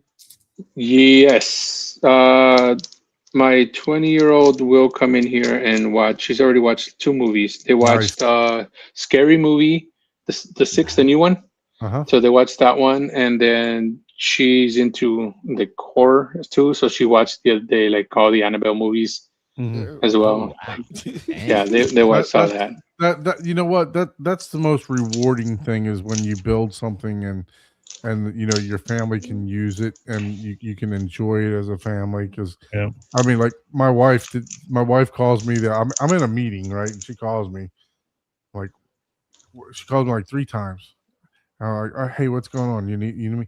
She's like, the screen shrunk. I'm like, what do you mean the screen shrunk? She's like, it was big and now it's not as big anymore. What do I do? And I love the fact that she's using the theater, right? So I'm like, all right, the screen. I said there must have been some bad metadata or something. You got to go back to the Lumagen remote and you got to press 235 and see if it pops up. Lo and behold, she puts me on like WhatsApp chat or whatever. I show her what button to hit, and she's like, "That worked, great. See you, bye." You know. Yeah, So, yeah. but Well, it's and great that, that's know. the thing that's like, That's oh nice. man, I know Don's like, now I need to upgrade. I can't have that happen. I Mhm. need the artisan. So it's great when and I got my mother-in-law. The main reason that I bought the movie Michael is because she said that she wanted to watch Mike. She wanted to see that movie, so that's the main reason I bought that too. So it's great that your family actually will use the space and everything else like that. And you can enjoy it. Yesterday, I couldn't find my wife for a while here in the house, and then I'm like, because I was in the bedroom, right? And where the hell is she? And then in the bedroom, my bedroom's like on this wall is my closet, then the restroom, and then my bedroom, right? So, but I couldn't find her. But then I heard like the rumbling, and the shaking. I was like, oh shit, I guess she's probably watching a movie or something. So then I come out here and she's in here she's been watching a lot of documentaries recently. So that's what she's doing right now. That's awesome. That's cool. But yeah, she's been using it. My little one still hasn't come in here. She's 10. She hasn't come in here to actually watch a movie. She comes in here to watch her YouTube and use the massage chairs. You know what I mean? She'll use the massage chair, or she'll put YouTube. That's a secret unlocked. It's Put that new Toy Story on for her. She'll be in there. Yeah. If all my your room theater is chairs are massage chairs, you could get everyone to go in and watch a movie. Yeah, and my room is kind of small. It's only got two chairs in it because my wife really just said, look, honestly, it's just supposed to be us.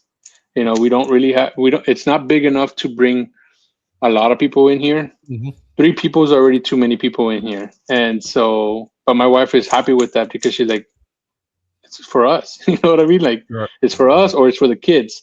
But whenever people come over, we can be in the living room, or I You can built always throw some bean bags on the floor or something like that for the Yeah, kids. you can Yeah. always add like little seats, but that's exactly what I'm going to be doing. No, I built a big patio doing in the a back with TVs and everything, and the kitchen, outdoor kitchen and everything. It's just like Oh wow! they could either come here or they can go out there. But the room is your office. You know what I mean? Because I have stuff here that we don't want to go missing or whatever. Not saying that somebody's going to take something, but somebody could misplace something. Or if I have Right. something here, I want it to be there when I come back and look for it. You know what I mean? For I sure. don't want to have to be searching the house. So that's why we made it small, and it, to be honest with you, I like it that way because it's just me and her. We watch whatever we want to watch, and it works out. That's And it great. works out pretty good. So you said it's about 12 by 14. How what about the ceiling height? How big is the ceiling height? 10 feet. That's a good Yeah. size So ceiling. so it's about 10 feet. So it's 9 feet to the first one, and then the next level is going to be 10 feet. So where the Atmos speakers are at, I have 4 Atmos speakers. Those Mhm. are at the 10 feet level, and they're perfectly aligned, 1, 2, 3, 4, to be like right at the angle where we're sitting right now. Nice. And so, and I've been trying to see if I could hear the Atmos, and I think I've only seen one movie where I heard it, and that was the Last House Last house. on Netflix. That's the only one that has brought out Once the you Atmos. calibrate that Denon, you're gonna hear. And I think that's what it is. I think Yeah. that's exactly yeah. what it is. I haven't been able to calibrate it right. Yeah, you got to get into the settings and get that thing set up for the proper amount of speakers, and you also got to make sure that when you're in there setting it up, that you're not choosing height speakers versus Atmos, or you also need to. I'm sure you've done your research. You want to cross those Technodad. over. Yeah, I watched Technodad's videos, and they have definitely Yep. helped me. It was just on here. locate. That's Yeah, I know. all I it was. saw that when I saw it on the messages. I'm like, oh, what's it? I know that. Yeah, one thing. thing- man. I- he's not on I here had to look it giving up. Shit. I had to One thing look I it will up just say- to see if it was him, and it was. Yeah. One thing Yeah. I'll say about it, and I've calibrated quite a few of those Denon receivers, is go run the full calibration, but listen to it to yourself and don't be afraid to tweak it. Because there's nothing more accurate than your ear and your brain compared to that microphone. Yep. So Yep. when you go, let it do its thing, but go back, don't be afraid to go in there. If you feel like it's just not quite right here, just go and make those adjustments, to tailor it to how you like it. There's nothing wrong with that. There's no I mean, wrong I way to do that. bump the way I like it. I bump my center channel up 3 dB.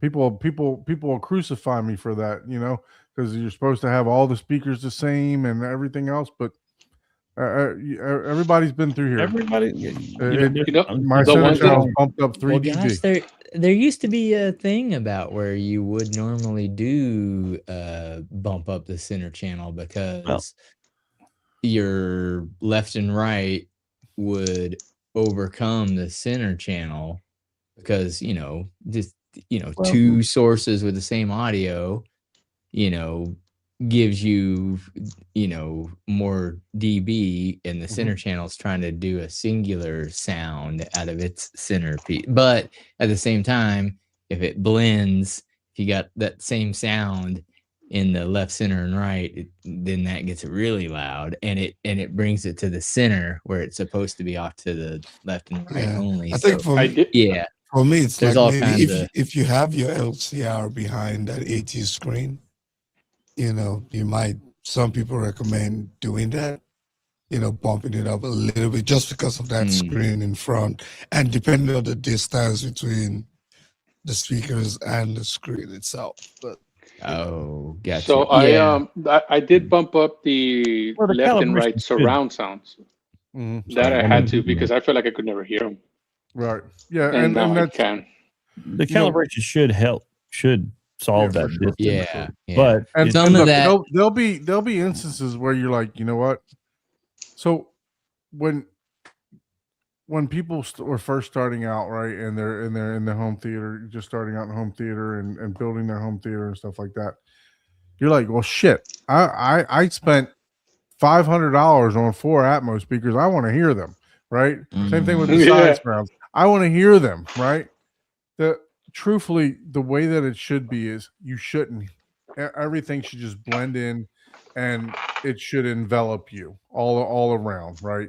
So that's technically where you want to get to. Obviously, when we first start doing this and everything else, the inclination is, hey, I want to hear these speakers. But once you get the thing calibrated and you get that microphone that Abe is gonna send you, and shit, I may even have one laying around too. yeah, So we probably all I have know I've seen that white box here somewhere. in yeah, this so office. once you get that thing calibrated, the idea is just for everything to be seamless right around you. So all the volumes are the same, they're reaching you at the same time, and I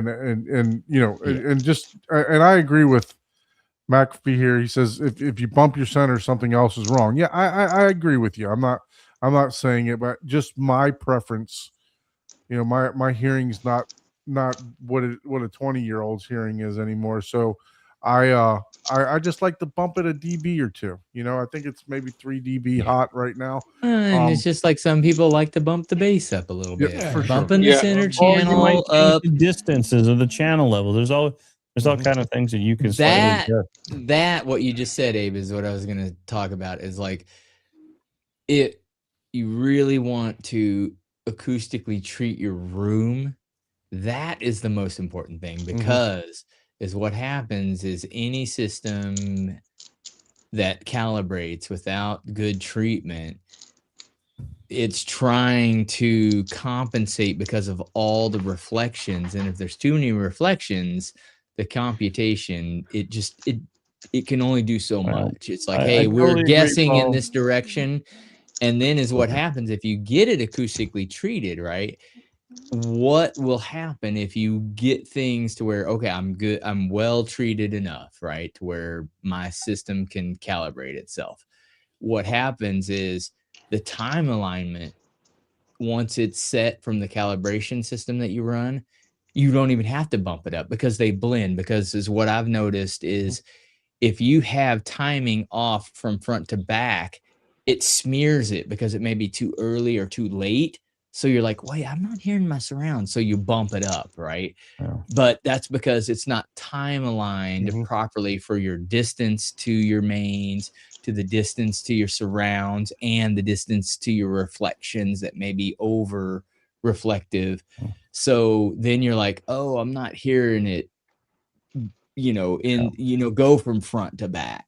But if you treat your room well and then you run a calibration, you'll be surprised that, I'm not having it. You'll be turning it down because you'll be like, oh, I don't want to notice those unless something happens back there. It'll be just the opposite. You'll end up wanting to turn them down to where it's like, oh, I don't want, why am I hearing that? You'll be questioning, like, what's happening? Are those too loud? Like, am I supposed to be hearing that? So, and I've always said, I probably said it before in here, that the room is the most important element of your system. The room is equally important as everything else, if not more important. One thing I could say is that when I first did the, what do you call it, the test to find out if it was good or not, I did it before I had anything in here. I didn't even have a door yet, and I was doing it then. Right. So that's how much I didn't even know what I was doing. But at the same time, I wasn't using the right tool, But I shouldn't have done it then either, because I didn't have anything that's on the wall. It was just literally I had just painted the walls, and we didn't even have a door yet. Yeah, I mean, and it was loud. It's a journey. Oh, it was a journey. Yeah. I bet you it was loud. No, it was annoying loud. And you don't have to go crazy with Fish Room, but the more you do pay attention to the room, makes it easier for these tools to work, like the calibration tool. So any little bit help, even if it's not you don't have to go crazy. Any bit's going to help make those tools function better. So I've talked about how good the Lumigen, not the Lumigen, but the Room Perfect calibration works in my room, and I have no treatments right now. And I think it sounds great, but I know it can definitely get better. And I'm still chasing something that when I took my Lindorf to Michael's house, I'm still chasing that and it's Paul's favorite movie.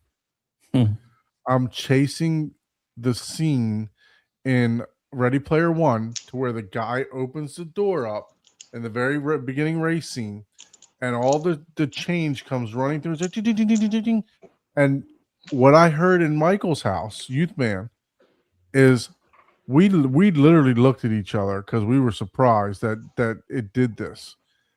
It literally had the change go right across our feet. Like, I mean, it was 3D spatial audio, and I'm still chasing that. That's room treatment, man. That's I'm room telling you right treatments, now. exactly. Room treatment will make that. Now, obviously, you got to have the speakers that are. You don't have to. I do have the speakers. It's the same speakers that I brought home. You have the speakers capable, but just for the general populace, it's like they don't have to be perfect, you know. Well, the speakers that I brought home, the main reason I went to Michael's house is because I was buying the Martin Logan speakers from him. So they're the exact speakers that he played. That we set the Lindorf up and played that demo on. So so I know what they're capable of. I know what it but it's just like you said, having that extra room treatment and having the man, you need more subwoofers. I think Michael still has more bass than you. If I get rid of the racer, I will add another sub. But other than that, right now I can't. I don't have the room for it. Well, let's stop don't come to Kansas City because you'll be like, oh. Let's stop teasing these guys, and Hugo, if you wouldn't mind joining with your phone so that we can take a look at what you're working with over there. Man, I hope I'm not gonna have nightmares over this. Yeah. I see things in the background. Some things in the background too. I was like, oh, man. Me and Ike agree on this. We are not a horror movie. He's gonna cover his face. Yeah, I'm gonna be like, no. It's like the kids are watching Annabelle, man. I can't even go past the first 30 minutes of that movie, man. You gotta watch those kids. Then another. You gotta sleep with one eye open. Another fun fact. So The Conjuring was filmed at Warner Brothers Studios, and we were in the property room where they keep all crap for all the movies that the Mhm. stuff. But it's an old warehouse that has these creaky wooden floors. And they said if you notice when you walk on it how it creaks, this is the creaking floor that's in The Conjuring. Oh wow. They Oh, that's recorded. amazing. Yeah, I thought it was so cool. So I That actually recorded is myself friggin' walking in the cool. warehouse. Yeah. So the old wooden floor creaking is the creaking that you hear in The Conjuring of their property room on the studio. Damn. I was like, that's so cool, you know? That is cool. That is cool, dude. So I actually Yeah. made the creaking sound as I was I recorded it with You're my like, phone. oh my It's like- god. It's like, this is so cool. And then in the gift shop, I would have loved to get it, but it was $550. Was the Annabelle doll and like the cake in like the box and everything. Mm. I got some Oh. pictures of it. I'll send it to you. I wanted to get We it. like horror, but my wife doesn't want to do that one. Does not want to do it. Even though she Creepy, likes the one at the gift shop and at the I was like 500. Yeah, Jessica doesn't mind horror. Like, I don't think it bothers her like it does me, but she's like, anything kids, or she's like, no, I don't. Even whenever we were looking at Halloween, like animatronic, she's like, oh God, it's creepy kids. No. Look, I have gotta like do all my 15 kids, all their animatronics. toys. All their Oh, toys wow. for my kids, I take out all the batteries. I don't even like some of the toys they make for kids, man. This thing just randomly sing at 3 a.m. in the morning, man. It's like, come on, man. I'm trying to get... You know what?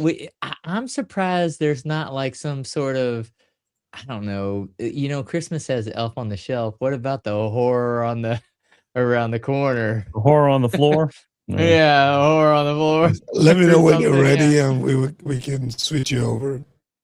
So I think he wants to do the audio like through his headphones. So we're gonna keep the audio on his phone muted, and we're just gonna use the original Okay. audio. So Yeah, let me we go can back. do that. We might still get some feedback though. Maybe I muted myself on the phone. you might have to turn it down a little bit. Yeah, if you could turn down your or speakers mute on it the- in the app, or well, shoot, you're already muted. Never mind. Yeah, it's already muted. Yeah, the way the electronics works, it's still. How do you want me to do it? You want me to take Are off you, the are you headset able then? to are you able to unmute the phone and use that, and then mute the other, what you were using? Did you mute me over here? Oh no. Okay. Yeah, There we that's go. Oh, better. there we can hear you. Yeah. Okay. That's perfect. All right. So we're looking at those butcher block desks that you made, man. That looks pretty nice. I like that. Oh yeah. Those look good. Those look real good. So first, I guess the lights. These lights, you can turn them off and then turn them on. Yeah, if you could keep them on just for the purpose of the tour, so that we can see what's going on there. Okay. Well, let me. So Oh man, that looks nice. awesome. Wow. God, dude. Yeah, no, I'm already out. If I opened the door and saw that wall, I'd be like, what? Those heads are diffusive, so they actually do really good acoustically. yeah, they are doing a lot better from when I didn't have them. Yeah, I'm sure they do. So we still have to put something here. And other than that, we got the posters, the acoustics. We got those were in my office, but then we put them over here. Masks. It looks really, I love it, really man. It well looks put together. awesome. So talk to us about what you got up front. So the TV, what do you have here? Oh, the TV itself is the Samsung OLED S90 or 95. I'm not sure. Okay. Can't remember what it was, but it's And then- amazing. It works great. What It looks what good, size too. is that? Sorry. It's the size 75, 85. Oh, 77. I 77. was gonna go with 83 or 85 that they had, but I wasn't gonna spend $1,000 more. Mhm. It's so, Yeah, but it yeah. works really good. Like when you're sitting here, we're about 6 feet away, 7 feet away. Yeah. It looks very well. I feel like I'm immersed really well into it. And the tell us about the so for as far as the what made you choose the Samsung? What was there a definitive factor? Was it price? Was it it's just you like To that be one honest better? with you, I have 15 TVs in this house, and they're all Samsungs. And the reason I wanted it is because I tried buying for the outside. I bought a 98-inch TV, and it was a TOC, and I couldn't control it with my app. Mm-hmm. So I decided, I said, like, hell no, I just sold it, and I bought another Samsung. And the reason I got it is because obviously it looks great. Maybe it's not an LG like everybody's saying, but it still looks amazing. And then not only that, that's a big I'm able to thing. control all my apps. Familiarity is a big thing because that's part of your experience. It's like, hey, we all know how this TV works, so no one has to relearn anything. So that's a big deal. Love the ice machine over there. You built this the entertainment center too? Yes. So they didn't have it. They didn't have anything that I wanted within the size and price range, and so we decided to. I know a cabinet maker, so we went and I gave him all of this what I wanted. I told him what I needed, and then he helped me put it together. And then we brought it home, and then I already had these here, and we put them on top of it. Wow, oh, cool. That's so these awesome. are not supposed to be here. These I just don't know. I don't know where to put them yet. They look good there, to be honest. Nah, thinking if anything, I was gonna put them up there. That side, but I don't know yet where I'm gonna put them. Other than that, here's my desk. These are two IKEA desks. They're called the Alex drawers, and they worked out really well. And man, you got enough TVs in that room to house about 6 or 7 people in there. here's the racer. Nice. The TV. Wow. Okay, this is an LG. This one's really good quality. It's amazing to play video games on. I used to play on before I had the PS5 over here. I would play on the PS5 here, and it was amazing. And you have 2 steering wheels. Oh yeah. So it depends on what game I want to play. So I got two steering wheels. I'll go ahead and use those. Wow. Here's the battery that I told you about. So I didn't have to have wires. That's so cool too. Battery backup. Yep. That's a great idea. I mean, it really is. Even if you have to every once in a while I gotta plug it in across the wall, and that's a great idea. Yeah, because it's like those motors only about 45. Well, I've always said, hey, you need. Like I said, it'll last me like 2 weeks. Yeah. Yeah, I've always said that with use, or is that just the drainage of it? Like is that because you are in here a lot and you're using the chairs a lot? And those motors take a lot of power. They're 45 watts. Those motors and those chairs are 45 watts each. Yeah, we don't really use it that much, I guess you could say. I charged it about 4 days ago, and it's already at 87%. Oh, okay. So I guess it'll last me a good last. Yeah, that'll last quite a while. Yeah, I always say that you need to have one of those on just in case you're lounged in the back and then the power goes off, right? So how the hell are you getting out of that chair if you don't have a battery backup? Look at this, man. Man, I know. God dang, man. I bet you the kids love to party over here. Dang. I told you it can get cheaper not having to go to the movie theaters because we already got everything here. You did a fantastic job with that little I like that ice the refrigerator. I'm judging you. What's in the refrigerator? Cokes. You got some Coke. And no beer? No beer. No beer. There's no beer here at all. Kid safe zone in here. The beer is in the in the outside kitchen. Okay, kid safe zone. That I will allow that. So got the nice little blackout shade there. I like it. Yeah, that's a pretty cool little shade. My wife forced me to get a window in here. I didn't want windows in here, but she forced me to get one, so I found that. You got to have a fire escape, man. And I should, but I have that now, so we can break that window if we need to. Very good. So, But other than that, guys, this is it. I don't know if you No, need me to man. tell you something. I can. They there's a got the blender, got the lot. speakers. So what are the There's a speakers lot that you're to using? go over.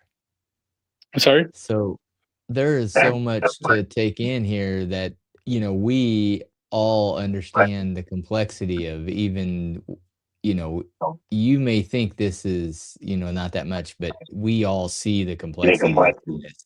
I see like your front wall. What did you do with the slats that are going vertical, and what made you decide the LED placement? This looks really good, and it is a good accent. Okay, so everything. up here, this was the most challenging part because I bought the LED strips, and we had to make it to where it looked like it was inside, Mm-hmm. that I wouldn't see it, and it would just kind of blend down. So Yeah, it up was like here, a it has a knowledge cover. 1x1 12 all the way across, and then when I was building it, we went ahead and put an outlet in the top in the attic, so that way it's powered up in there, and then I can okay. control it by this switch right here. Nice. Oh yeah, nice. But because they're all the same brand, I can control all of them with the app, and I can change whatever color I want. And then I can, if I wanted to, it could be like based on whether the game, the movie, whatever we're playing. Like I told it the other day, I told the AI, like, hey, I'm going to play Call of Duty, put some lights to make it, you know, like the theme, right? Mm-hmm. And Yeah. it just changed everything to what like a Call of Duty theme would have been. And it was pretty That's cool. It looks I'm really using well put the together. Yeah, it really the does. Fosse Audio, the ZA3. That one is controlling my left and my right. Okay. Because when I started connecting everything, it's supposed to be giving it 125 watts to each speaker, but the more you connect, the less it gives. Mm-hmm. So I decided to go ahead and, instead of buying a whole new amp that was going to cost a lot of money, I looked into this, and will give me 150, 300 watts each. So it'll be 150 and 150 on my left and my right, which then gives this more power to all the other ones. Fosse Audio makes a great amp, man. They definitely Yeah. do make a good amp. And to be honest, we all recognize the speakers. Those are so sensitive, you know, as far as like they do a lot with as little power as you can get, which is amazing for that brand, you know. And that's what I used to have. You know. What clips what clips models are those? This is the 504. Hmm. These are the 8000s twos. Very nice. And I up love here, it. I can't remember the name. I love Sorry. the that entertainment center that you put together there, man. That's super nice. I like how how everything like matches the butcher block matches across Very nice. all three tables. That's so cool. Very nice. The Atmos speakers are the in-ceiling 5800 C2s. Those are also made by Clips. Yeah. Very nice. And And then do you the have any? Do you have subwoofer- rear speakers? The who? Side surrounds and rear speakers. What are you using? The same thing. Okay. Everything's clipped. Yeah. But Nice. those are the bookshelf ones, the RP 500Ms. Ah. And do Yeah, I you just have wanted rear to speakers go with or one, just and I side didn't want to get surrounds? confused as it is. I'm not very savvy when it comes to all this, so I wanted to just stick to one and learn about one. Oh, for sure. So do you have rear speakers or do you just have side surrounds? No, I have side surrounds only, and then Okay. I have the subwoofer right here in the back. So it kind of feels like I got some D-box situation going on, because Got I some feel it tactile in here when bass. I'm watching a movie. Oh yeah. Yep.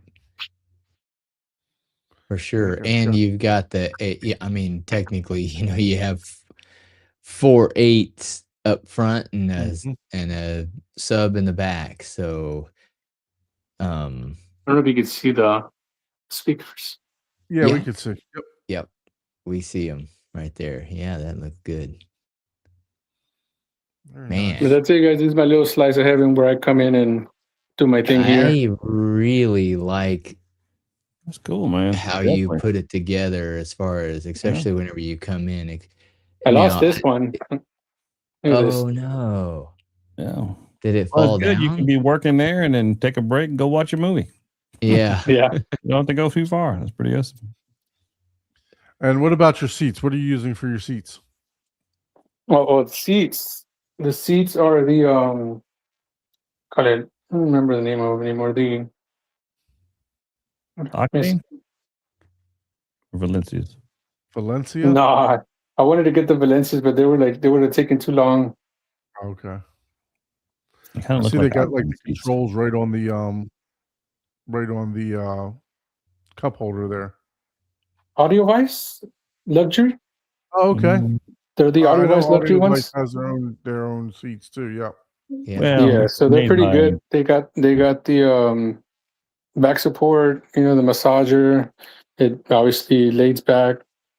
One thing that I liked about these, that when I was looking into the Balenciaga ones, is when you put this one all the way back, the seat also picks up your head, Right. which okay. makes but at the time when I was buying them, I didn't know it would make a big difference. I just thought it was just talk. But when you're sitting here watching the movie for a long time, you don't have to pick up your head, Right. Mm. because it's already doing it for you.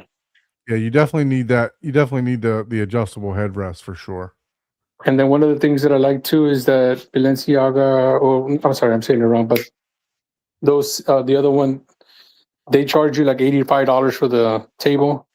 This one comes included with it on both sides, so you don't have to pay extra for that. That's Yeah. cool. Gotcha. So I got You're a supposed to question put like on a carpet or something. on I'm your sorry? wall of nightmares over there. Do you change that up? Or is that how you always keep it? Or is No, like I is your mentioned, Mary, we theater- just 2 weeks is where I've officially been using it, right? But today I changed out the Halloween, Nightmare on Elm Street, and this one right here, which would have been Texas Chainsaw Massacre. This room before today All was classic. all Marvel. Oh wow! Everything was Okay. Marvel, so I had all the Marvel posters and everything. So Mm. that's pretty cool. So you set it the theme based on seasons, and For the season, I- yeah. we're gonna have to revisit your theater come Christmas time for Yeah, we're definitely gonna change it. I'm already Christmas looking tour. at the ones that I want. So for sure, it's gonna be How the Grinch Stole Christmas. That will be cool. Okay. Yeah, we'll have to Yeah, check so we're gonna get out, that one. 'cause Possibly a Home Alone poster. There you I go. 'Cause really we- like your decor, how it's all put together, and it's like you said, you built this for you two, and that's all that's required. All right, And let's talk that's- about your popcorn game, man. Are you Yeah. what kind of kernels are you using? What kind of salt? Oh, that's a big important thing right yeah, there. and Very I see important. he has an ice maker over there. It looks That like. ice maker is awesome. That's one of those little tiny ice cubes. Oh yeah. Yeah, I love those little. I want one of those. Yeah, I don't know what went wrong. Something went wrong where Best Buy gave me a gift card for like $500. Oh, that's right. One of my TVs outside went out, and it had a warranty, and they gave me the cost of whatever I paid for it. And at the time, I was like, well, I don't need a TV out there. I need this. So I need an used the ice gift maker card they gave me instead. to buy this. That's cool. Wow. Those are It's little. Does that make the little tiny square ones? Yeah, Yeah, I like those. yeah, it's good ice eating. Oh yeah, yeah. And then like So- a good ice. So what about your popcorn machine? Do you actually use that or?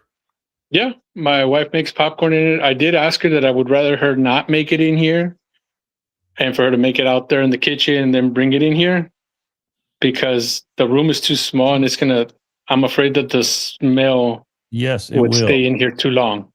100%. That's the number one thing when I tell clients who want to put a popcorn machine in the theater the oils from the popcorn machine will eventually just start setting on the panels and the carpet and everything, and it'll start to smell this old popcorn oil smell. So yeah, highly recommend not putting popcorn machines in the theater ever. Yeah, and so that's what I told her. Like, look, you can put it on here for looks, but when it's time to use it, I'll carry it out there, and we'll make it out there in the kitchen. Yeah, and then you did the right once thing. you wash it or whatever, we'll put it back. Yeah, because that for some clients that have theaters down older theaters, that was their complaint, is that they put the popcorn machines in the theater and starts to smell like old popcorn oil, like old theater, old grease. Yeah. I have to give you some tips on what to use to make it like Oh yeah, actual Don is the guru when it comes to actual movie theater popcorn. Yeah. Yeah, I started watching YouTube videos on that to see if we can get it just right. But For sure. yeah, but other than that, that's pretty much it, guys. I don't have anything else. I mean, I could when we built this, I told them that I wanted to be built like it was part of the house. Like we didn't skip a step. It was original blueprints. So we built it to match the entire house. Nice. Oh wow. So here'd be the outside. What about your player? What do you use to what are you using for your, are you using a Plex system? Are you using just a regular Blu-ray player? What are you using as your source to play your movies? Or are you just solid streaming and that's it? Plex. I have Plex and then all the movie apps, which is Netflix and Prime Video. Okay. I like the little entryway there for sure. It looks nice. It's because this used to be the patio right here. This was the patio. Okay. All this was the patio, and they don't make the same tile no more, so we had to live with this. Wow. And so this is a little 3x3 area that we added, because it was just supposed to have been from here that way, but then she told me to put this part right here because she wanted to put a Christmas tree right here. But that worked out for me on the outside and the inside because for you. I didn't trim that one. I don't know if it would have fit if I would have trimmed. Yeah, so need your trim tree. Trim. Call Paul, he'll do either one. Hey, who's the one drinking here? God dang, man. Maybe you don't need a special beer. Oh man. No, man, you did a fantastic job with this, with this theater. I really like that you made it your own, right? I really like the front stage and the lighting, and the floor lighting. It really pops. Rich, we got to get you to watch the show, man. We can't keep repeating everything for you, brother. He said he was using Fosse audio and the Denon. Right? We got to get Rich to actually pay attention to the show. Yeah, Don't fall asleep over there. He's in that Jamaican time zone, so you got to forgive him for that. He's got his own time zone. He's on island time. No, so he's using Fosse audio and he's using the Denon to power the rest. So LC the left and right he's using to power with Fosse audio amps, and then using the Denon for the rest. Which, look at the Christmas theme. There you go, Paul. There you go. Got the Christmas theme for you. So we'll find all the Christmas movies and then we'll update the posters and stuff. Yeah, that's the way to do it.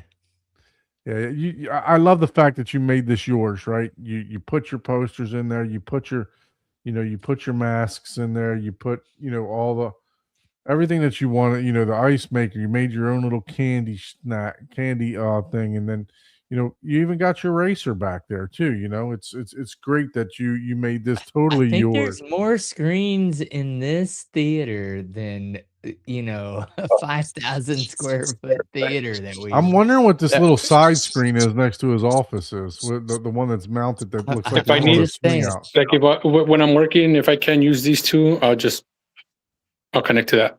Oh, okay. Yeah, so I connected it here so that I can just roll it out when I need it. I see. And then just put it back. That's burrito. So now you got 3 monitors. Yeah. Yeah. I used to have 3 monitors over there connected, but it was too crowded, and I didn't always use the third one all the time. Mhm. But whenever I do need it, I'll go ahead and just connect to it. That's what cool. it's there for. Nice. Nice. But I can pretty much handle everything with these two, and if I have to, I can mirror to the top. But then I end up using that one. It's my first one that started everything, so that's why I still keep it. Mm. And does I that don't wanna get signal rid of just split between those TVs, the two TVs, or is it you got two separate boxes, like cable boxes, or what do you, how are those the top TV and your OLED? These two? Oh, these two? Yeah, because they're it's connected to the they're Denon. perfect. Yeah, it's connected to the Denon. Then it's got 2 video out. Yeah, it's got the video out. So for Chana, Techno Dad, that's not here. Here's a use for Zone 2, bro. Zone 2. Yeah, Zone 2 is where it's at. Uh-huh. I wish you was here. I've done a similar thing where we have the Zone 1 go into the projector in the theater. And so when outside is a little bar concession area, and there's a monitor out there, so when they go to get a drink, they can continue watching the game out in the bar on video too, and they walk in the theater. Yeah, so it's a good use for it. For sure. Yeah, I like picking on Chana about zones. outside in the outdoor kitchen, I have like six speakers. The restroom has its own speaker, and so that way, if we're watching a game or something, you don't miss out on. If this Score Touch Center, you can at least hear it while you're going to the restroom. Well, first of all, Dallas don't score touchdowns. I'm sorry. Let's not get started there. We're gonna score. You best believe we'll score. Oh man, dude, That's hard, man. We That's want him to hardcore. come I made back, it bro. like into a Come little boy. on. It's got 3 55-inch TVs and 198-inch TV. Nice. Man, you did a phenomenal job with this. I can't thank you enough for joining us on the show and talking shop and what you did. Job. So you said you had this built. How much of this was DIY, or how much of it was how much of it was like contractor work? Did you what all did wrote you it all guys down. Oh man, yep, you got the whole list. do? Yeah. You wanted to know contract materials? There you go. Well, not Oh, price. I meant like you versus the a contractor. So like, did you lay the flooring? Did you do the drywall? Did you obviously you hung the decor. What all was your doing? And you can come back to the regular view for this too. I just leave. There you go. There you go. Yeah, I think Ike disappeared. I think the question is how much money did you save doing DIY stuff? I think you're on mute still. You're still muted. Yeah. Can you hear me now? Yeah. Okay. So if I had to put a price, I don't even know how much I actually saved. Yeah. What I'm asking is up. percentage wise, what did you do versus have a contractor do? That's what I'm trying The to. drywall, the floor like that. Yeah. I didn't do the drywall. I didn't do I guess what I did do was all the electrical wiring. Mhm. So I did all the electrical myself. I did all the wiring of the speakers and all that, because nobody understood nothing here. Right. When I would tell somebody to do it, they're like, if you move the back of this TV stand, there's wires everywhere. Like they're perfectly, I use zip ties and everything so that I know what's what. It's labeled and all that. Mhm. But if anybody comes in here and I tell them, hey, move this cable, they're going to be like, what cable? Like which one? Like there's 100 cables there. Right. So Yeah. I did all that myself. So that saved me a lot of money. I didn't have to hire like an audio guy that comes and does home theaters and all that stuff. Because I did call and they wanted close to like $10,000. And I was like, no. I can learn on YouTube and I'll figure it out. You know what I mean? Sorry, Abe. I'm not ashamed to say that I can learn things on YouTube. I really am not, because it does help out a lot. So I saved the money there. I saved the money on the electrical. What else did I do? I mean, all the I saved the money on the TV stand with the butcher blocks, and then I did the butcher blocks myself. So I saved money there as well. Because then I You would have to actually pay made somebody. the butcher blocks yourself? No. I Okay. cheated and I bought it. I bought them made already from Home Depot, Okay. but they give them to you like unfinished. You Right. have to still sand You have them to and do sand it everything. and do all that. Yeah.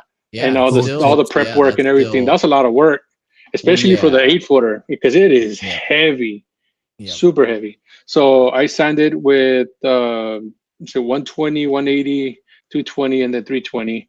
So that Wow. was 4 times on each side, and then all the sides, and then you stain it and you clean it and you wait, like an hour, and then you wait 3 hours, and then you wait a whole day to do it again the next day at 320 to give it the final color that you Now, want. did you do any lacquer, any gloss on it, or clear coat, or You anything seal like it, right? You seal it first, and then Yeah, no, I used a brand.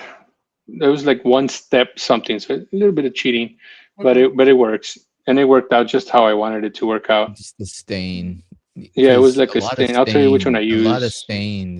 stains will protect the wood, but it's it depends Mhm. on, not for like, hey, I'm sitting a bunch of drinks on it, but yeah, Right. Yeah, I stain. just wanted to know if you put any gloss or anything, Yeah. or did you try to avoid that because you knew it was going into the theater for reflections and stuff like that? Everything was Alright. like what you just said. Yes, so I didn't want anything shiny. Mhm. The walls are the the iron ore matte, and then the ceiling is Tricon black Yep. matte as well. Very Those are familiar two with that. very popular paints for theaters right there. Iron ore and the, Yeah.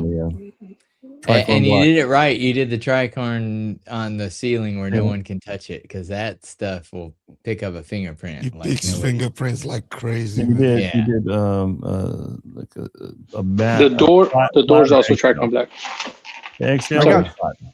I got 6 coats of tricorn black on my ceiling. That's how much that drywall took, it's- man. It Yeah, took my a front lot. wall, I put Tricon. Man, with kids, I had to change it out, man. It's like, Well, you gotta Did you not- really Yeah.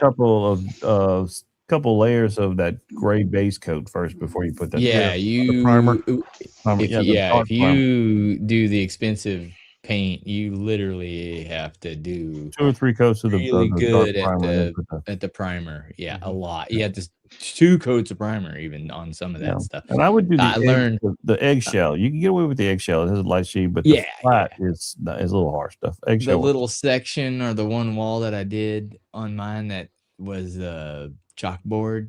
Oh Mhm. my god, I hate that stuff.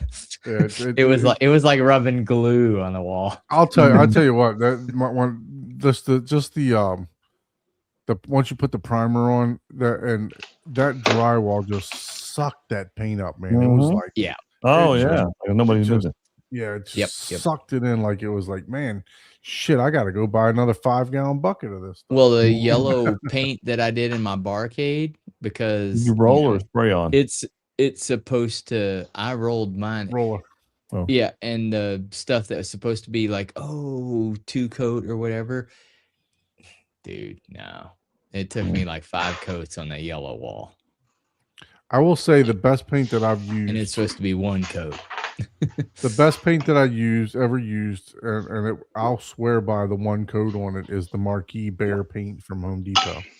Mm. It does. It really does a 1 coat. I had my old house. The walls, the ceiling was like a chocolate. It was dark, and the walls were like a beige. And I put up a super like white green. It was called Foley color on the walls. 1 coat covered it up like it was nothing. Wow. And I was like, man, very I'll great. never use another paint, for my walls. I did use the tricorn black for my ceiling, but I went back to Bear for the color that I have in my theater now, until it gets covered up with fabric. But yeah, I wish I could show you guys something, because the one thing that iron ore kind of sucks at that I didn't like was you could touch it and it kind of feels like scratching it right away. Like it just comes right It'll off. peel away. Yeah, that's what Yeah. we're talking about. Flat. Like, man, you touch it and it's like, you're like, oh no. But Sherwin It's like Williams came in chalk. clutch. I told them about it. I took a picture. They gave me a whole gallon again. So that was like $80 right there. Yeah. That Oh, wow. they gave me. But still, like I have to touch it up. I had to touch it up. Yeah, frequent. So there's a couple of areas. Once everything was done, I told my, you know what? Let's finish everything because we're still doing things. I'm still getting close to the wall. If I scratch something, I don't want to come back and do it. Yeah. And do a so- bunch of stuff. Yeah, It's so I was- like painting velvet on the wall. It's like, oh, what direction is it going? That's Yeah, it leaves all that how streak. those Yeah. paints keep from reflecting light, and that's just that's just how it works. There's the only way to stop from reflecting light is to reflect it or diffuse it in different directions, and that's what that paint does. It's almost like putting powder on the walls, For sure. Yep. So, but it works, Man, like I loved your theater when I saw the pictures. You did a fantastic job putting all Yeah. the decor together. All the acoustic treatments that you did. Just the design aspect of it all together is fantastic. You did a phenomenal job with that. Something you should definitely be proud of. And I'm so happy that you joined us on the show today and showed off your hard work and all your research and everything else like that. You have the link. Anytime you want to join us, we kind of like to run this show kind of like a Zoom meeting where you pop in, like pop a Zoom out. hangout kind of thing. Yeah, man. Sure. Yeah, absolutely. You got the link. You're welcome to join us whenever you want. If you just want to talk shop, if you want to come in and talk about the movies that you watched, whatever you want to do. So we really appreciate you showcasing your theater with us tonight. And you don't have And, to stay the entire show. So you Yeah, exactly. And look, I told you it would fly by, right? It's 12 o'clock. Yeah, my time. Yeah, it kind of did. It's already Mhm. it's already quitting time, right? So For sure. so with By the that way, being, because go ahead, sir. no, I was just gonna say that I was just nervous. I don't know. I kind of froze a bit when it was my turn to actually No, show man, off the room. Good. You did a good But job. yeah, But other than that, I mean, yeah, man. If on Thursday night, it's always on Thursday nights, right? Thursday nights, 9:30 or 8:30 your time. Yeah. And next week we'll be at Cedia, so we'll probably do like a little live show from Cedia from our compound. Yeah, I'll watch it. I'll watch it. We're all going to be we were all going to stay in an Airbnb, and then we were all going to stay in a hotel, and now 3 of us are staying in an Airbnb. So we kind of messed Abe up on that whole thing. Abe, don't even. That's why last time I was just like, no, bro. This is a 5-second conversation. Abe is more than welcome to spend as much time at the Airbnb as he wants. So we'll big brother it all together. I'm like, God damn it! You know how much money I could have saved if we would have included Abe. So thank you everyone for joining us tonight. If you'd like to be a guest on the show, I got the wrong thing here. If you'd like to be a guest on the show, I'm not reading the prompts right. So I was gonna say that looks the same to me. Like, what is in this? If you'd like to be a guest on the show, please shoot us an email to hometheaterhublive@gmail.com. Once again, hometheaterhublive@gmail.com. We definitely appreciate doing the tours. This is what our show is based around. This is what we love to do most. Really appreciate having you on again. Hugo, join us whenever you want. If you could, please do all that YouTube stuff. Like, share, subscribe. That way you'll get the notifications for all the new lives that are coming. And you'll be able to track us through Cedia, because I'm sure we're going to be doing probably some more special shows, some recaps. Maybe we'll do a recap every day of what we saw and what we think about what's going on out there and any new products that we may see. So until next time, go ahead, Ike. Lights down, sound up, and blame Don for your next purchase. Thank I'm you, gonna catch everyone. a movie or two that you guys recommend. So, all right, guys, Yeah, for thanks. sure. You stay on for just a second, Hugo. All right. Yep. Thanks for